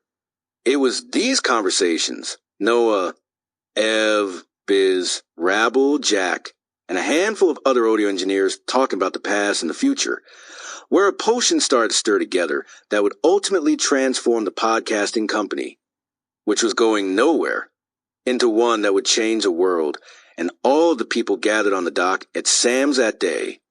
At times, Ev and Biz talked about their days at Blogger and how people use the service to share news, to tell stories, to disrupt media.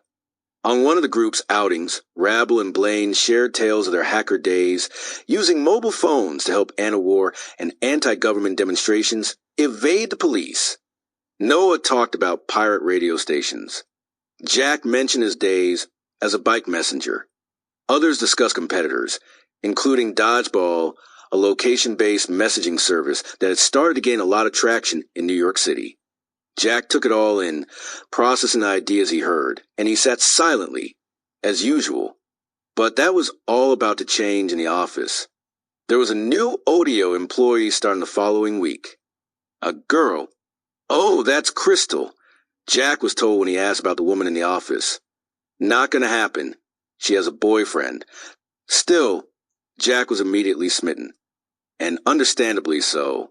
Crystal Taylor had pin-straight black hair, deep welcoming eyes, and a smile that could stop traffic. Her slight frame made her seem like a pixie from a children's fairy tale. During her first week at Audio, Jack made endless excuses to talk to her. He would stand nervously fidgeting with something on her desk, staring at her at lunch, awkwardly playing with his nose ring.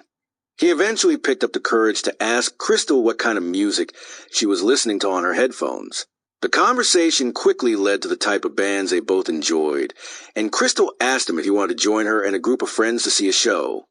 "Yeah, I'd love to," Jack said, excited, nervously peering away from her.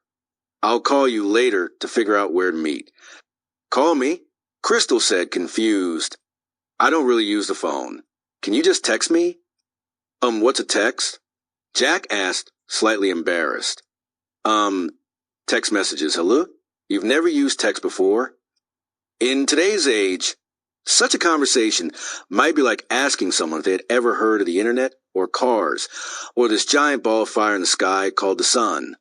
But in 2005, although it had taken off in other countries and with teenage girls in the United States, text messaging was a relatively esoteric form of communication for most of America.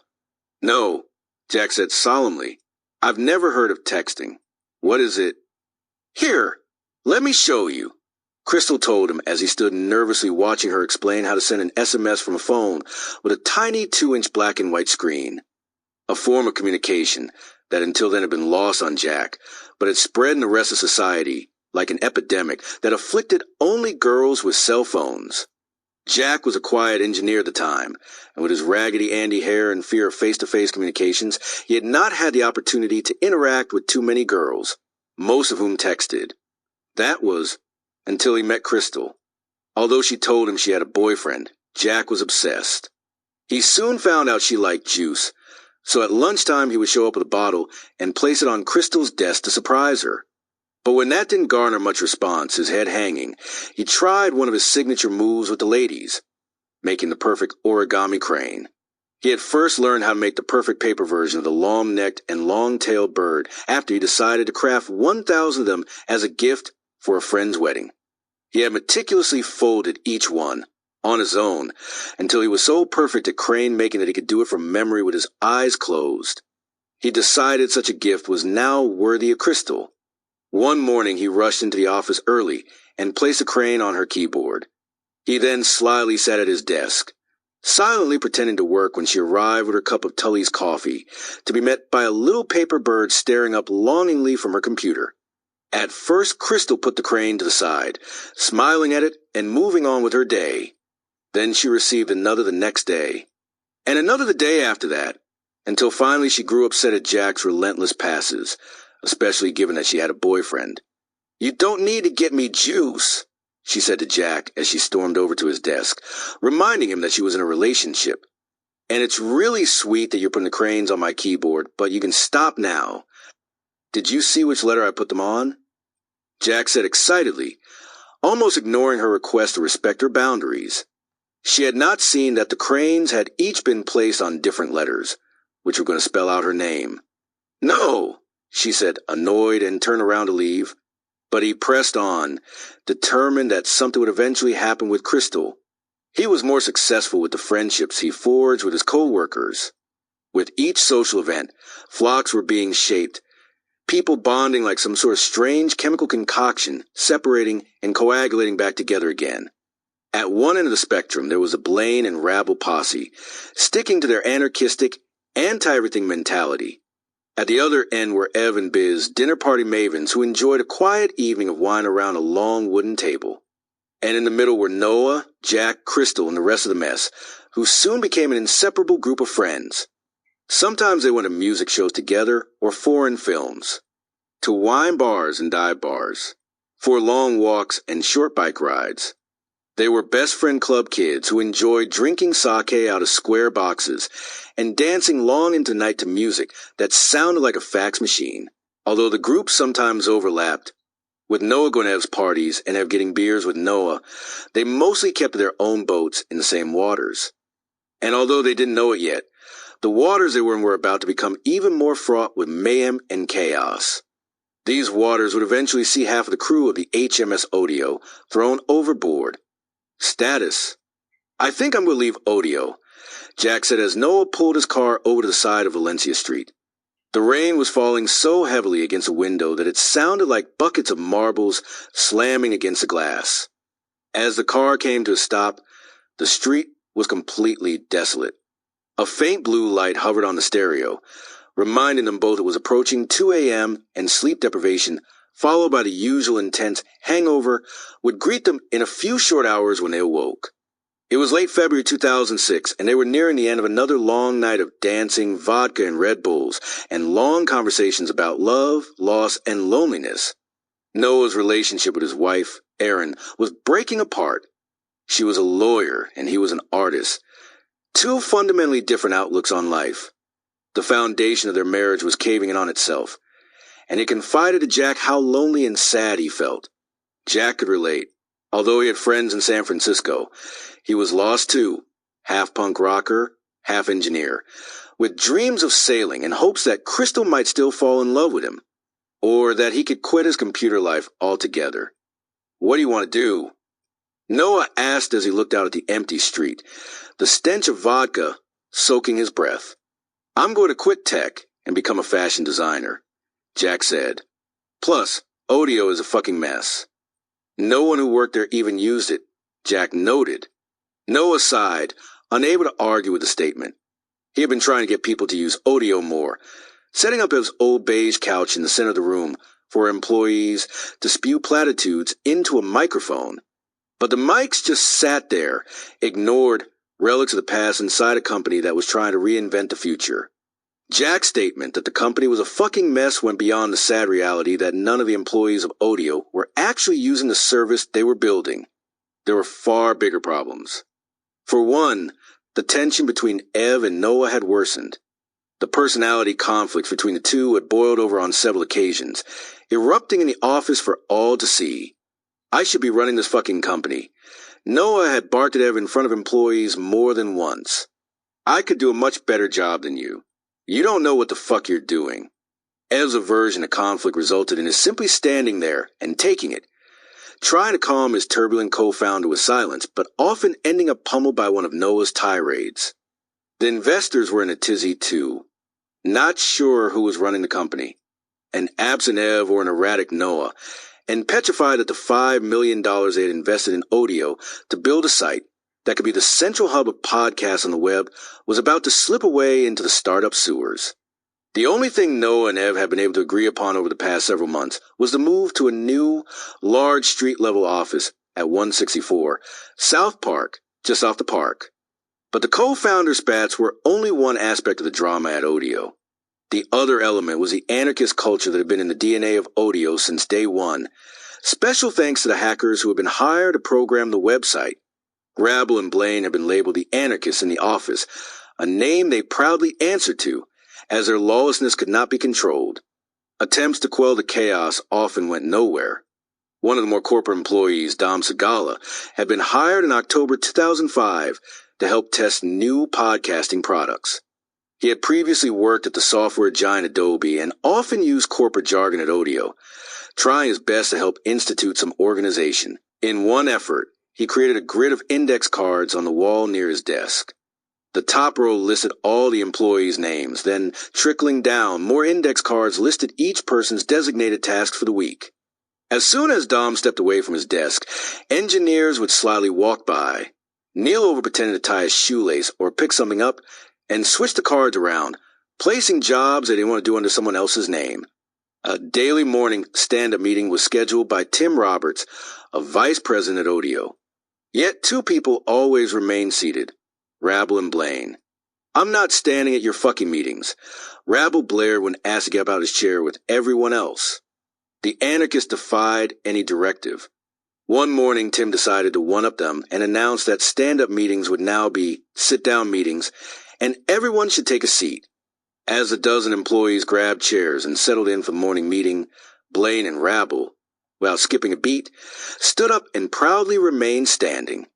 Everyone else, now seated, started giggling at them.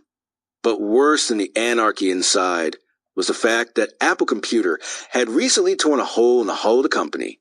On a Tuesday morning several months earlier, Audio employees had gathered around their computers to watch Steve Jobs, the venerable CEO of Apple, announce the latest iPod.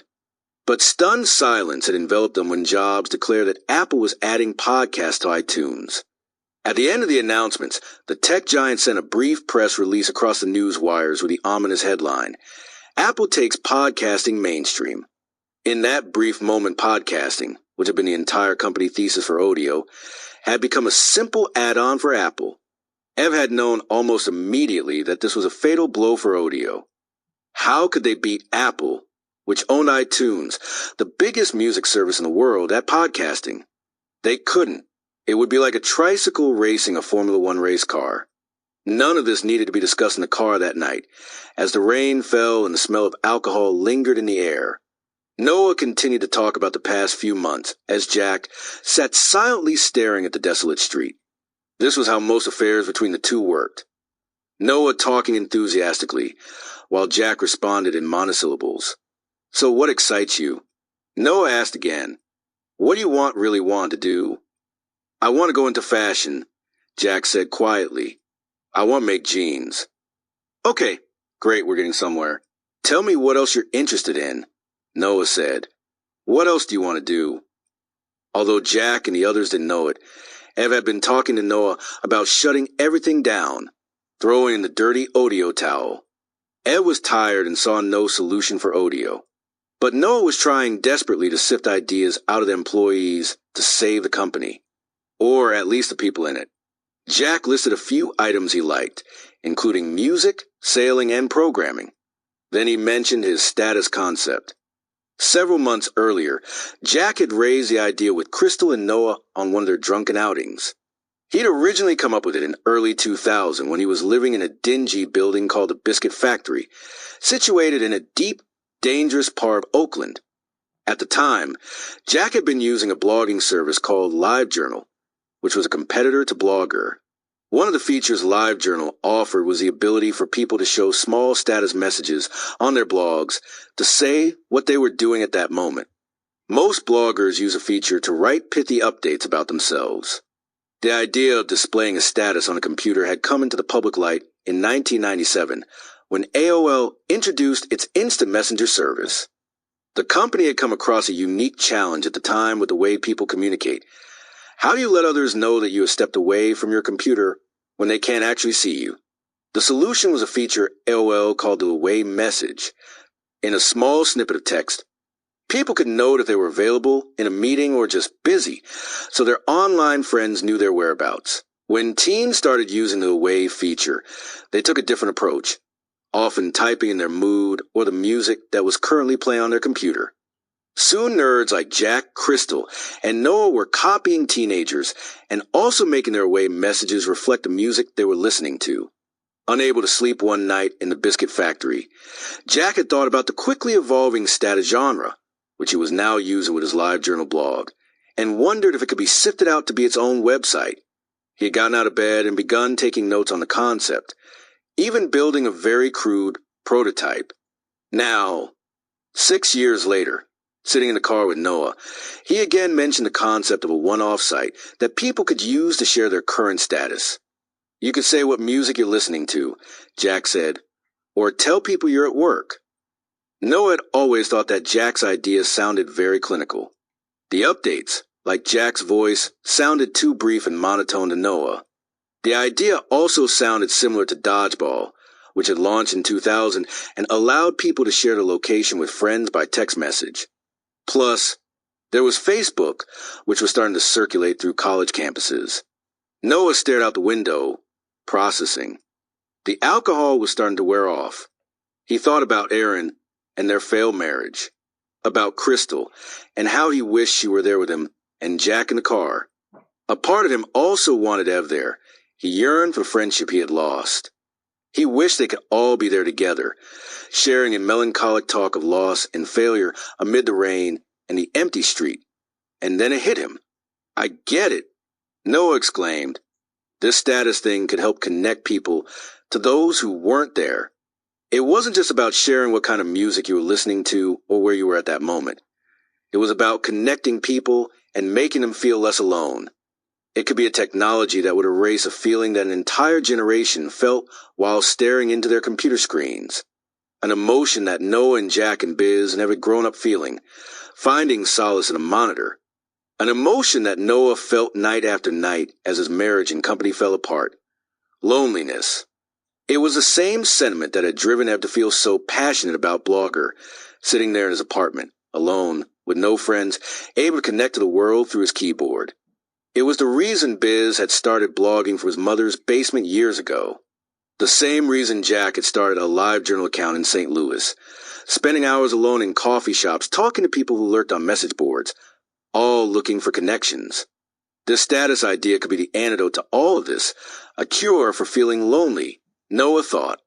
What if it had audio? Noah said with excitement. Or what if, he paused, it was text messaging instead of email? Ideas sprang into view. What if? Jack started to grow excited by the suggestions too. He proposed integrating the idea into audio, voice-based status updates. Maybe it would work if there was the ability to attach an audio file. Jack said. Then more what-ifs. Let's talk to Ev and the others about this tomorrow, Noah said as Jack got out of the car to stagger home. Then he peeled off into the wet night, his mind buzzing with a vision for the future. On February 27th, 2006, a Monday, they both hobbled into work, heads pounding for a night of very little sleep. Noah immediately dragged Ev and Biz into a conference room to tell them about his drunken discussion with Jack the night before. Jack watched Noah explain the status thing to Ev and Biz. It lines up with the other things we've been talking about. Noah proclaimed. They had known since January that audio was not going to work. Although people had signed up for site, they rarely returned. Ev and Noah's bickering had stalled any new product developments, leaving them in a perpetual stalemate. Then Apple's entering the podcasting fray had placed 100 nails in the audio coffin. Still, Ev and Noah had known they had to do something. So they'd held a number of meetings with Jeremy Latras, a senior audio engineer, and Tim Roberts to try to find a new direction for the dying company, or possibly even scrap the entire company and start anew. Changing the focus of a startup is not like the metamorphosis of a traditional business, like trying to turn a high-end clothing store into a construction company. Instead, it is more akin to altering the type of food a restaurant serves. Although the cuisine the customers are served changes, sometimes drastically, the same chefs and waitstaff can be used to make and serve it. Or, in Audio's case, the same programmers, designers, and managers. The meetings had often taken place at Ev's apartment, where, sitting at his kitchen table, Jeremy, Tim, Noah, and Ev would sip beers and endlessly throw out suggestions for what to do next. Ev's worst fear was about to be realized. Audio was going to fail, which meant Ev, the blogging phenomenon, was actually a one-hit wonder. But he reasoned that if he could pivot audio into something else, he could save his name in Silicon Valley. What if we killed the audio part of audio? Ev had suggested a few weeks earlier. Or what if we make it a messaging platform where you can leave a message for a group of friends to hear? The conversations about the reinvention of audio had been focused on the concept of friends following one another on a messaging platform. The big question Ev, Noah, Jeremy, and Tim were unable to answer in those discussions was what these groups of people would actually want to share with one another. This was where Jack's status idea fit perfectly. When Biz heard the concept, it reminded him of an idea he had been obsessed with at Google. He had owned a phone called a Trio at the time, which had a crude black and white screen and was half Palm Pilot, half cell phone. He had started suggesting to co-workers that Google should build its own phone turnet. What the hell is a phone turnet? People would reply, it's like an internet but for your phone. Biz told those who would listen. Get it? Phone plus internet. Phone turnet. People just rolled their eyes. But now, hearing about Jack's status concept mixed with mobile phones, groups of friends, and Noah's human explanation of it all, Biz, like Ev, was smitten. As the meeting wrapped up, Noah had to run take a phone call, and Ev quickly gave Jack and Biz their orders. Look, Ev said as he leaned into the table and began to whisper to his employees. I like this idea, but I don't want Noah getting distracted by something else. He continued in a low tone. So I want you two to go off and quietly start working on sketches for this status thing. But don't tell anyone, Ev said to Jack and Biz, who were now talking enthusiastically about their secret assignment. And don't let Noah get too involved. But it was too late. The idea had been planted in Noah's mind. The idea had been planted in all of their minds. And together, they were about to build something that would change their lives forever. Twitter. The book's pages silently fell through the air as Noah flipped with his thumb. He had been at it for hours, turning each leaf with the care of a heart surgeon as he studied every word. When he came across one that might make sense, he muttered it to himself to see how it sounded aloud. Worship. Quickly. Tremble. Then, shaking his head with disapproval, he continued to flip through the dictionary. As the day drew on, he left the office and went home to continue his search for a name to give to the new side project. Finally, he stopped, frozen as he stared down at a word, instantly knowing that this might be it. He read the definition, reread it, then quickly dashed off an email to the group. Ev's efforts to keep Noah out of the status project had lasted about 20 minutes. Just as in the early days of audio, if Ev said one thing, Noah would do exactly the opposite. Ev also had other problems to worry about that week. He was busy pulling together documents for the next board meeting, where he planned to suggest selling Audio to the highest bidder, or any bidder for that matter. All the other engineers not involved in Status were busy reluctantly working on what was left of Audio. The small group immersed in the new project had been throwing around name ideas for a couple of days, though they couldn't agree on something that worked. Jack suggested the name Status, which others said was too engineer-sounding. Biz suggested SMSSY. Cute, but no. Ev had come up with Friends Talker, which was instantly nixed as sure to drive away anyone who wasn't 18 years old, male, and very single. Although the rest of the group didn't seem as concerned with the name, Noah had been obsessing about it since the drunken talk in his car with Jack. Sunday, Monday, Tuesday, and now Wednesday had found Noah searching for a word that made sense. He had skipped lunch with his co-workers all week, burrowed in the back of the office. When he arrived at his apartment on Wednesday night, he again sat flipping through the dictionary, but his thoughts kept getting interrupted by text messages, which would trigger a loud dinging noise on his mobile phone.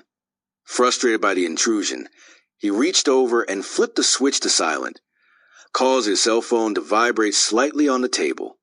Noah stopped what he was doing and stared at the phone, then picked it back up again and held it in his hand as he flipped it on and off, watching it quietly shake.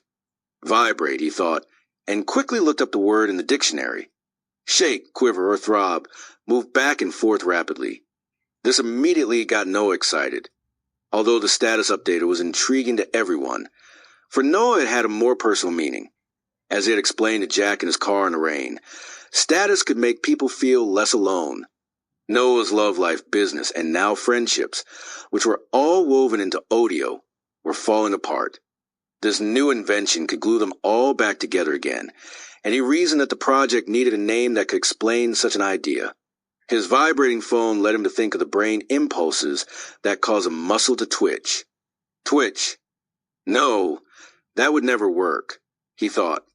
So he continued flipping through the TWs in the dictionary. Twister, twist tie, twit, twitch, twitcher, twitchy, twite, and then there it was, the light chirping sound made by certain birds. Noah's heart started to pound as he continued to read. A similar sound, especially light, tremulous speech or laughter. This is it, he thought. Agitation or excitement, flutter, a verb, twitter, twitter, twittered, twittering, twitters. As the sun started to set, dimming Noah's apartment, he wrote a quick email to Ev. What are your thoughts on the domain name Twitter? He said. Then, noting what the tagline could be, he added, a whole new level connection, or something like that. As the name made it to the group, it took some convincing. Each person secretly thinking their own name suggestion was the best. They finally all agreed that Twitter was the right choice, and Biz started mocking up logos. Since the new site would allow people to share updates via text message, Jack suggested removing the vowels, a theme circulating to the Valley at the time, thanks to the photo-sharing site Flickr. This way, Twitter, or TWTTR, could use a special 5-digit phone number called a short code to send messages. The domain name was available too. As they revved the engine to begin development of Twitter, Tim Roberts, who was still director of product at Audio, quickly put up a giant red stop sign. In a meeting with Ev to explain Twitter, Tim voiced concerns. First, we will need a lot of people in order for this to work properly, Tim said, also following up with concerns with an email. But more aptly, he warned, explaining what this is was going to be very difficult. Ev reluctantly agreed and, after a long discussion, decided it was best to explore other ideas in the office before focusing exclusively on Twitter. While Jack, Biz, and Noah continued talking about the status idea, Ev decided to hold one last hack day. They had first organized a hack day or hackathon in early February, when Audio was truly going sideways. Ev presented the idea as follows. Ladies and gentlemen, it is my pleasure to announce to you Audio's first hackathon. Ev wrote in an email to the company on February 6, 2006. A hackathon is a day-long event where everyone cranks on something valuable to the company, but not what you're supposed to be working on. The ground rules were laid out, Hacking would begin at 9:30 a.m. and would stop at 6:30 p.m. when Ev rang a bell. Afterward, over beer and takeout, people would present their hackathon projects. Collaboration was encouraged, but there were some rules, specifically that certain people should try not to work together. What should you work on? More or less, anything you want, Ev wrote. This means it should be conceivably related to audio, something we would consider shipping, but that leaves a pretty wide berth. During the first hack day in early February, Jack had been out of the office for the week and was unable to attend. There had been others since, but the following weeks would be the last hackathon. As people zigzagged between one another's desks the next day and inquire about teams, the office felt like an elementary school when students are told to grab a partner and a coloring book. As the hack day began, groups ventured into their own corners, flush with ideas. The hackers were all trying to answer the basic question Ev had asked. If you were to start a new company today, or reinvent audio, what would you build? Florian Weber, a young German contract programmer who had been hired temporarily to help with audio, grabbed Jack and Dom, and the three ventured to get burritos at Mexico Old Park at the end of South Park. They then wandered over to the old brown rickety swing, set to eat and pass around ideas. Jack pulled his black beanie a little tighter around his ears to fight off the cold as he mentioned the idea for the status updater to Dom and Florian, who until then had never heard of it. Why wouldn't you just use voice? Dom asked. Well, you could, Jack said, but then explained that via text message, people could send their status from a noisy club, where it's almost impossible to make a voice call. Florian, who, like Jack, often enjoyed going to all-night raves, nodded enthusiastically. Then we'll be able to know when parties are going off, he said. What are other use cases? Dom asked. My mom could use it too, Jack said, so she could see what he was up to. Eventually, everyone meandered back to their desks to sketch out their respective ideas. Mouses skimmed across the table. Keys tapped. As the haze of the San Francisco night started coloring the sky, the ding of a loud bell broke the silence, announcing that it was 6:30 p.m. Everyone shuffled into the front room. Beer cans cracked open, bottle tops hitting the floor, and people began presenting their concepts. All of the final Hack Day projects ended up looking sort of similar. Twitter was presented, as well as Off the Chain's Ketchup Shoutout and a few other ideas, each with similar aspects of sharing in friends and text messaging. After presentations concluded, people left for the day, and Ev said he would mull over the projects. A few days went by and Ev composed an email to Noah and a couple of other audio execs. Jack was so low within the company, he wasn't included in the message. In terms of our new projects, I feel most strongly about Twitter. We could have a lot more discussion, and I may change my mind, but I think I just need to make a call at this point. And my gut is pulling me to Twitter. Ev wrote in the email, Jack is chomping at the bit to build the thing. Ev then gave the go-ahead to start building. It was agreed that Jack and Biz could take 2 weeks to pull together a prototype. Florian would be the main engineer. Noah would oversee development of everything. Jeremy could help with Twitter when needed. Everyone else, including Rabble, Dom, Crystal, and Blaine, should stay focused on audio as they continue to search for someone to buy the podcasting company. Tim Roberts still wasn't sold on the idea. I feel like I am a dissenting voice here, which is awkward, he wrote in an email. But I continue to have some very fundamental questions around Twitter and its chances for success. But it was too late for dissension or questions of chances for success. Ev, Noah, Biz, and Jack had a new obsession. This was what they wanted to build. Just setting up my TWTDR. Jack stood up, thrusting his arms into the air like Superman about to take flight as he shouted, Yeses! Rabble and Blaine, sitting close by, looked up at Jack as if he had lost his mind. Mr. Quiet never yelled or stood up abruptly, but something had catapulted him out of his seat like a zap of electricity.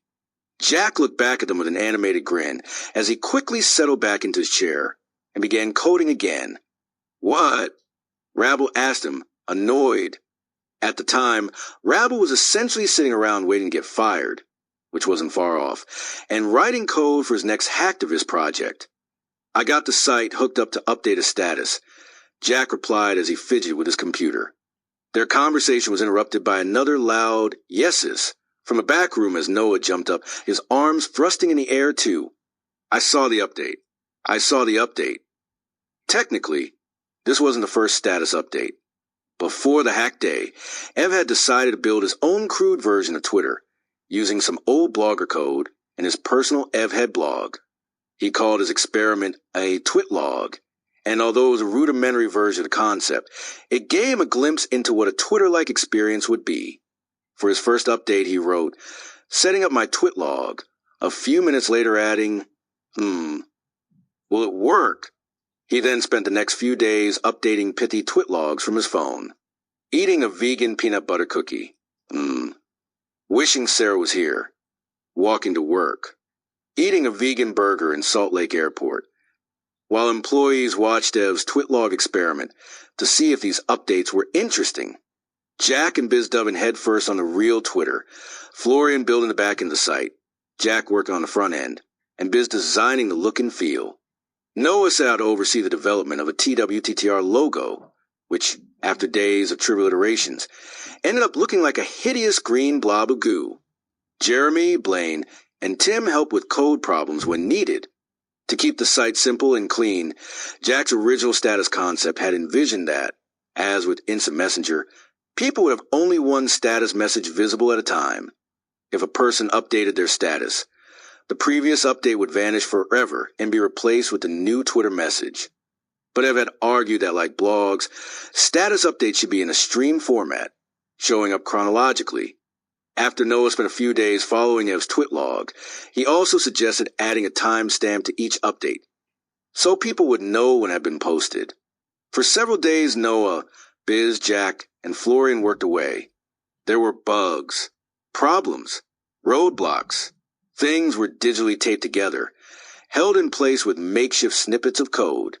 Then finally, 2 weeks later, Jack sent what would be the first official Twitter update. On March 21st, 2006, at 11:50 a.m., Jack tweeted, "Just setting up my TWTR," like the first message Ev had sent on his twitlog a few days earlier. And with this collaboration, it all started to come together. Jack's concept of people sharing their status updates. Ev's and Biz's suggestion to make sure updates flowed into a stream similar to Blogger. Noah adding timestamps, coming up with a name, and verbalizing how to humanize status by connecting people. And finally, friendships and the idea of sharing with groups that had percolated out of Audio and all the people who had worked there. Biz was working from home in Berkeley that day, but he was on Instant Messenger and saw the words, "Just setting up my TWTR," appear on his cell phone. He quickly messaged Jack.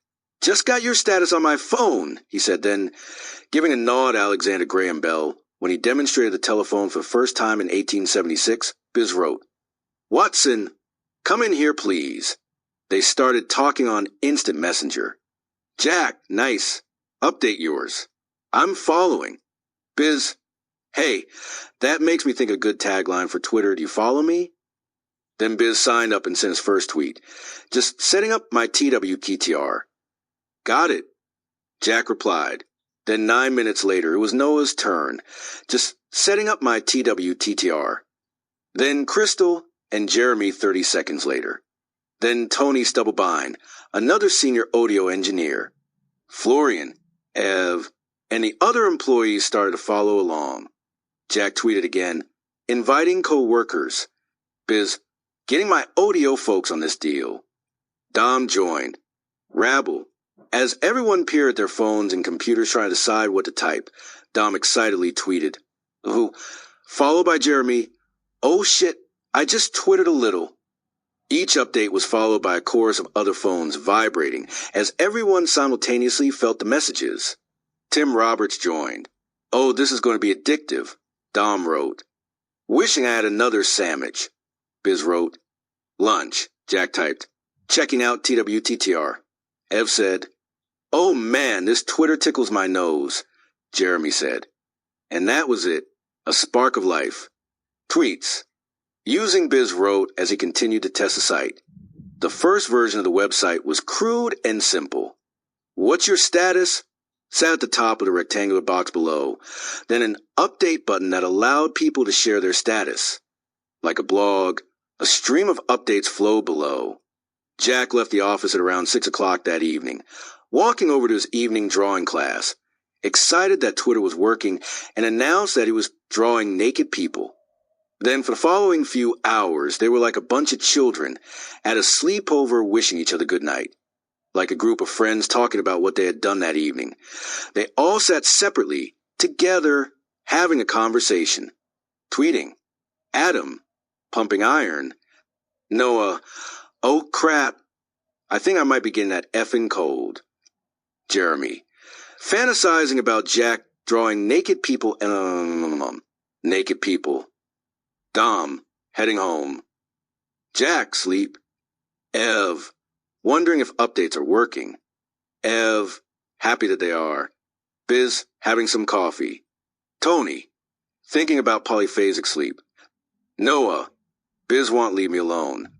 Crystal, aerobics superstar. Jack, NBD Red, WRTNG TXT SBK. Biz, accessing TWTR on my Trio web browser. Jack, sleep. Noah, late night at the office. Miss lost, sad face. Crystal, cleaned the bathroom, ate a salad, going to bed soon. Noah, bedtime for me. Good night. The cowboy at the rodeo. It was late in the evening when the door to the Audio offices burst open, and Noah stumbled in, drunk. Jack! He bellowed across the room, barreling toward him with the elation of a child just home from school, but with the pungent smell of a drunk. Jack slipped his headphones off and looked up with a tired expression. Hey, Noah. I might have just fucked up, Noah said, clapping his hands in the air and dropping into a chair next to Jack. You guys might be kind of pissed at me. What did you do? Jack asked, unsure how this particular Noah production would play out. I think I just announced Twitter to media, Noah said, spiraling into a ramble about this great party on Malik, cigarettes, free drinks, and a mechanical bull. It was mid-July 2006, and the valley had the feel of an amusement park that had just reopened for business. Exciting new social rides were being built on the plots that had once belonged to pet food websites and other pedestrian ideas from the late 90s. And now admission was free. You simply paid in privacy by giving up your personal information for access. The new valley had a new name too. Web 2.0. New and improved. The social web. MySpace and Friendster were the chatter of the late teen world. And this nascent thing called Facebook was spreading around college dorm rooms with the velocity of a common cold. Flickr, the social photo site, had recently been purchased by Yahoo for almost $40 million, a small gold mine in those days. Like children mesmerized by an enigmatic snow globe, people outside the valley were once again peering in, wondering how they could become part of this wonderland, how they could own a snow globe that, if shaken properly, would send not snowflakes but money fluttering down to land neatly in their hands. But among the boundless wealth beginning to swirl around the valley, there was also a slew of broken startups, like Audio, that were going out of business, which is how Noah had ended up drunk at a party, extolling himself as one of the creators of Twitter. A couple of valley entrepreneurs with a witty sense of humor about the roller coaster mentality of the tech scene decided to capitalize on the demise of these startups and started a monthly club called Valley Swag, where people would pay at $20 a month to receive a bag of random swag.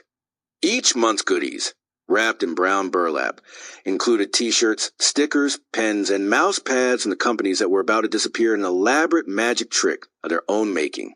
To help commemorate these dying companies, there was a party called the Valley Swag Hoedown. Earlier in the day, before the festivities began, the Valley Swag organizers needed more junk to hand out at the hoedown. It was no secret that Audio was dying, so one swag organizer stopped at its offices, where I've led him into a closet filled with gray t-shirts with pink Audio logos. Can I take some for the party? The organizer asked. Sure, Ev replied in a chagrined tone. Take as many as you want. As the hoedown got underway, bales of hay sat in the corner of the room, and Noah arrived, gleeful about Twitter, a product that until that evening very few people knew about. After swigging shots of vodka with well-knowns from the tech scene, eating a dry piece of hoedown cake, dancing with girls in cowboy hats, and riding the rent a mechanical bull with a cardboard horse head taped to front, Noah found himself standing outside, drunk and smoking cigarettes with O.M. Malik, a blogger who covered the tech scene. They leaned up against a large yellow school bus called Lola that had been brought in for the party. Noah, unable to contain himself, took a few manic drags of a cigarette and excitedly told O.M. everything about the new site. It came out of chat in my car on Valencia and 14th after a night of heavy vodka drinking, he slurred. Give me your phone. I'll sign you up. Noah said, a cigarette now hanging from his mouth like James Dean. He pressed a few buttons, then handed the phone back, briefly explaining how Twitter worked. Looking for food, O.M. tweeted, then inhaled a last puff of smoke and stuffed his phone back in his pocket. After pulling the cat out of the bag by its tail, Noah decided it would be best to sign others up too, and he turned into a traveling salesman at the hoedown. Give me your phone. I'll sign you up, he yelled to people over the sound of country music. Before he knew it, he was standing there drunk in the middle of the hoedown, people swirling around him in cowboy hats, a tiny ocean of alcohol in his little plastic cup. He soon realized he should tell Jack and the others back at the office about his impromptu media conference.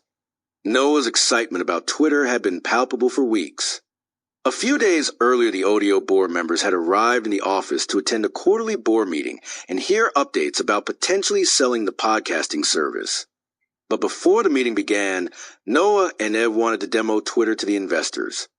Jack came into the conference room for the show and tell, which was his first time attending a board meeting, and sat dead silent as Noah gave an impassioned demonstration of Twitter. What do you think? Noah asked George Zachary, the lead audio investor, after his demonstration. It's amazing, right? It can allow you to connect with your friends.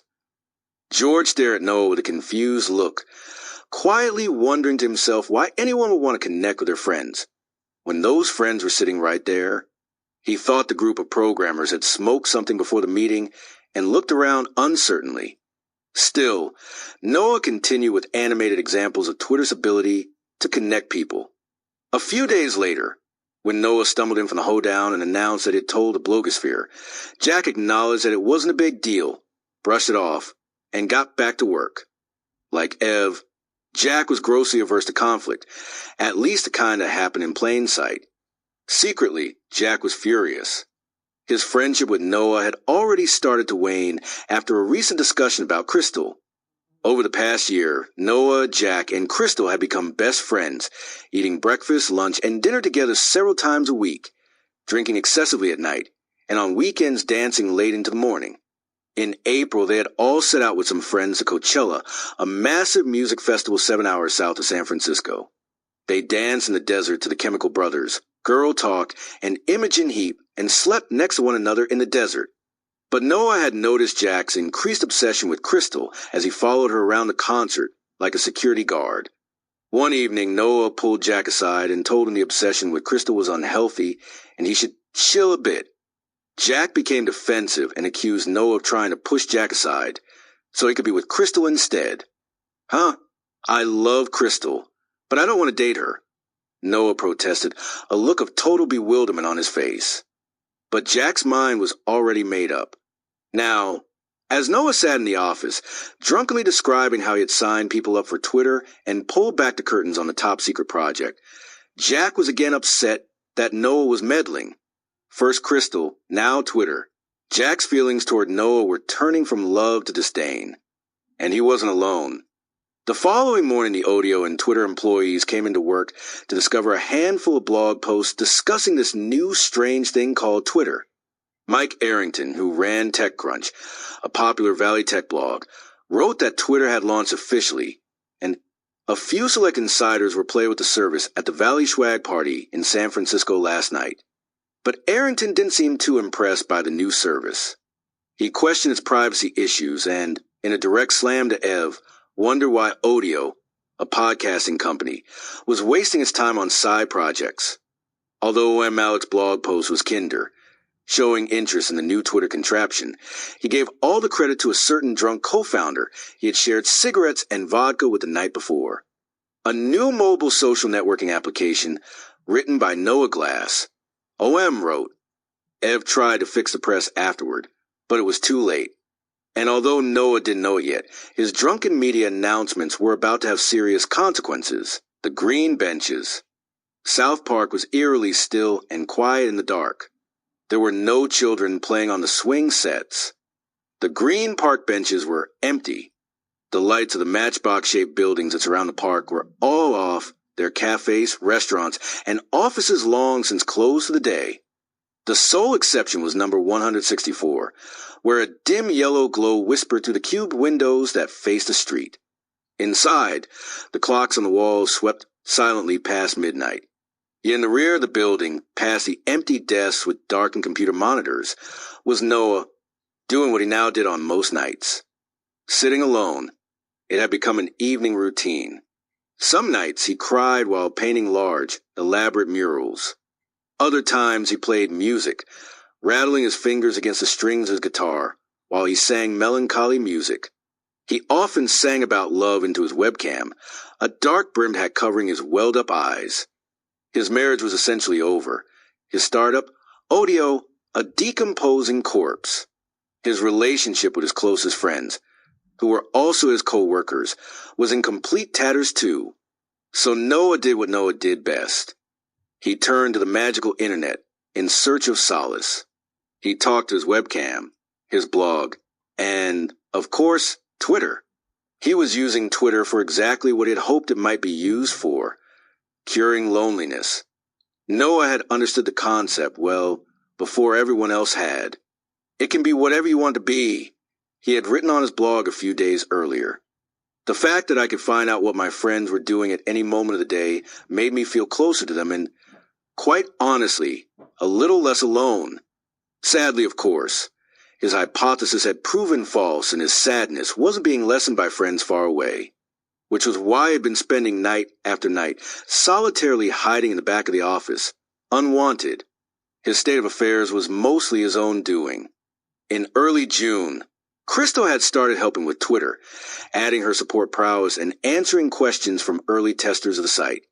Although it was still secret at the time, employees were allowed to give out private invites to close friends and family. At around lunchtime on July 5th, Dennis Crowley, a well-known entrepreneur who ran Dodgeball, which had recently been acquired by Google, emailed Twitter asking if he could join. Crystal, unaware of who Dennis was, happily responded with a code that activated his account. Moments later, when Noah saw Dennis's name stream across his computer monitor with the usual first tweet, "Just setting up my TWTTR," Noah became enraged, storming out his office like a wrestler into a ring. "What the fuck is going on?" he bellowed as everyone's head snapped around, startled. "Why the fuck did we approve Dennis Crowley's account?" "I don't know who he is," Crystal said, a timid look of shock and fear in her eyes as she stared back at Noah. Noah tore into a rampage. "You have no idea what you just fucking done," he yelled, pacing erratically. Crystal burst into tears. "Calm down, Noah," employees said to him. "You're overreacting. It's not that big of a deal. This is fucking war." Noah yelled as Jack also tried unsuccessfully to pacify him. "This is fucking war. This is our enemy. We need a war map. They're going to attack us. We need to destroy them." Everyone tried again to mollify Noah, but he continued yelling, a panic saturating him as he eventually stormed back into his office. A few days later he had another outburst, sending an almost frantic email to George Zachary, an investor in the company and a member of the Audio board. "I would like to talk with you about TWTTR. Noah wrote in the email, "It is important that I speak to you as soon as possible." Noah had been arguing that Twitter should be spun out as its own company, and he should be the CEO. Technically, what happened to Twitter was up to the investors who had originally financed Audio, as they were now unintentionally paying for the development of this experiment. Ev hadn't originally been against the idea. He knew Noah had given everything to the new project. 2 months earlier, in May 2006, Ev had even emailed the Audio board suggesting that they spin Twitter out into its own company with Noah at the helm. Why not set up TWETR Incorporated as a separate company, perhaps not wholly owned, but mirrored ownership, seated with $500,000 or so, and let Noah see what he can do? Ev had written enthusiastically, but the board was not interested in Twitter. If Ev and Noah didn't want to continue with Audio, the investors wanted to sell it to the highest bidder and get their money back. They saw the side project as just another Ev distraction. Ev, we are going to have a disaster situation occur shortly if we slow down selling the company. George Zachary had responded. My patience is really getting pushed here, and I am close out of it.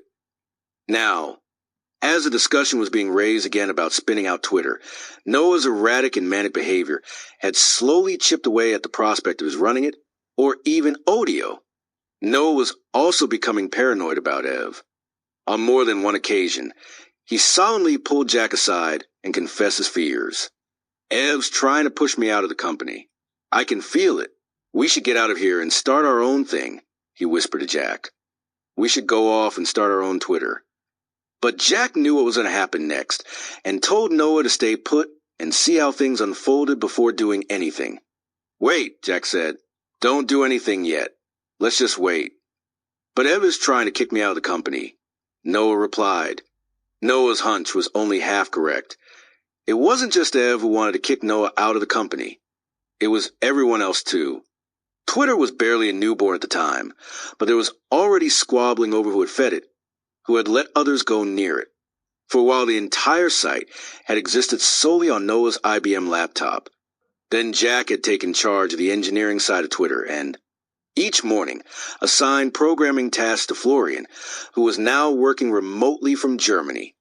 But late at night, while Noah was sitting alone in his office catching ideas that were falling out of dark, brief stints of passion amid his depressed state, he was also telling Florian what to work on. Jack would arrive in the office the next morning to find a list of tasks completed, but not his list, Noah's. Ed was torn over what to do about Noah's outbursts and media hijacking. Jack helped him decide. One afternoon, Jack asked Ev if they could talk privately. You can't tell Noah about this conversation, Jack said. They were, after all, still friends. Jack said that Noah was interfering with Twitter, that he couldn't work with him anymore, and that Jack was thinking about quitting. Whenever asked where he would go, he proclaimed that he would happily leave and go into the fashion industry. Then Jack threw down the gauntlet. If Noah stays, I'm going to leave. I can't work with him anymore. For Ev, the answer was simple. He knew Noah's life was falling apart, but he also saw that he was scrambling to hold on to anything tangible as he fell, and he risked taking the dying Audio and the newborn Twitter with him. So after conferring with the board, at around 6 p.m. on Wednesday, July 26th, Ev and Noah walked outside of the park benches. Noah knew exactly what was going to happen next. The park benches were an Ev tell. Although Ev got told him Twitter was going to be something, at the time it was still just a side project. Audio, on the other hand, was dead on arrival. As a result, Ev had started laying people off over the past months. Layoffs always followed the same pattern. At this point, Ev had it down to a science. He would walk over, tap someone on the shoulder, and quietly say, "Hey, let's go for a walk." He'd said it to Rabble, Dom, and a few others on separate occasions.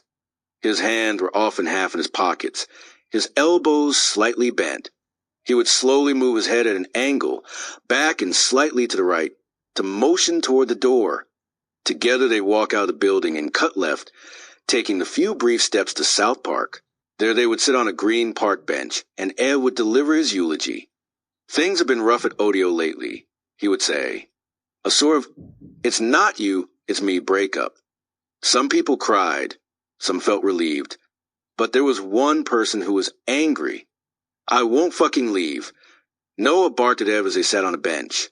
Noah then spun into a tirade about Audio and about Ev's rarely being present at the company, about Noah's overseeing Twitter, nurturing it, feeding it, helping realize its ideas along with everyone else.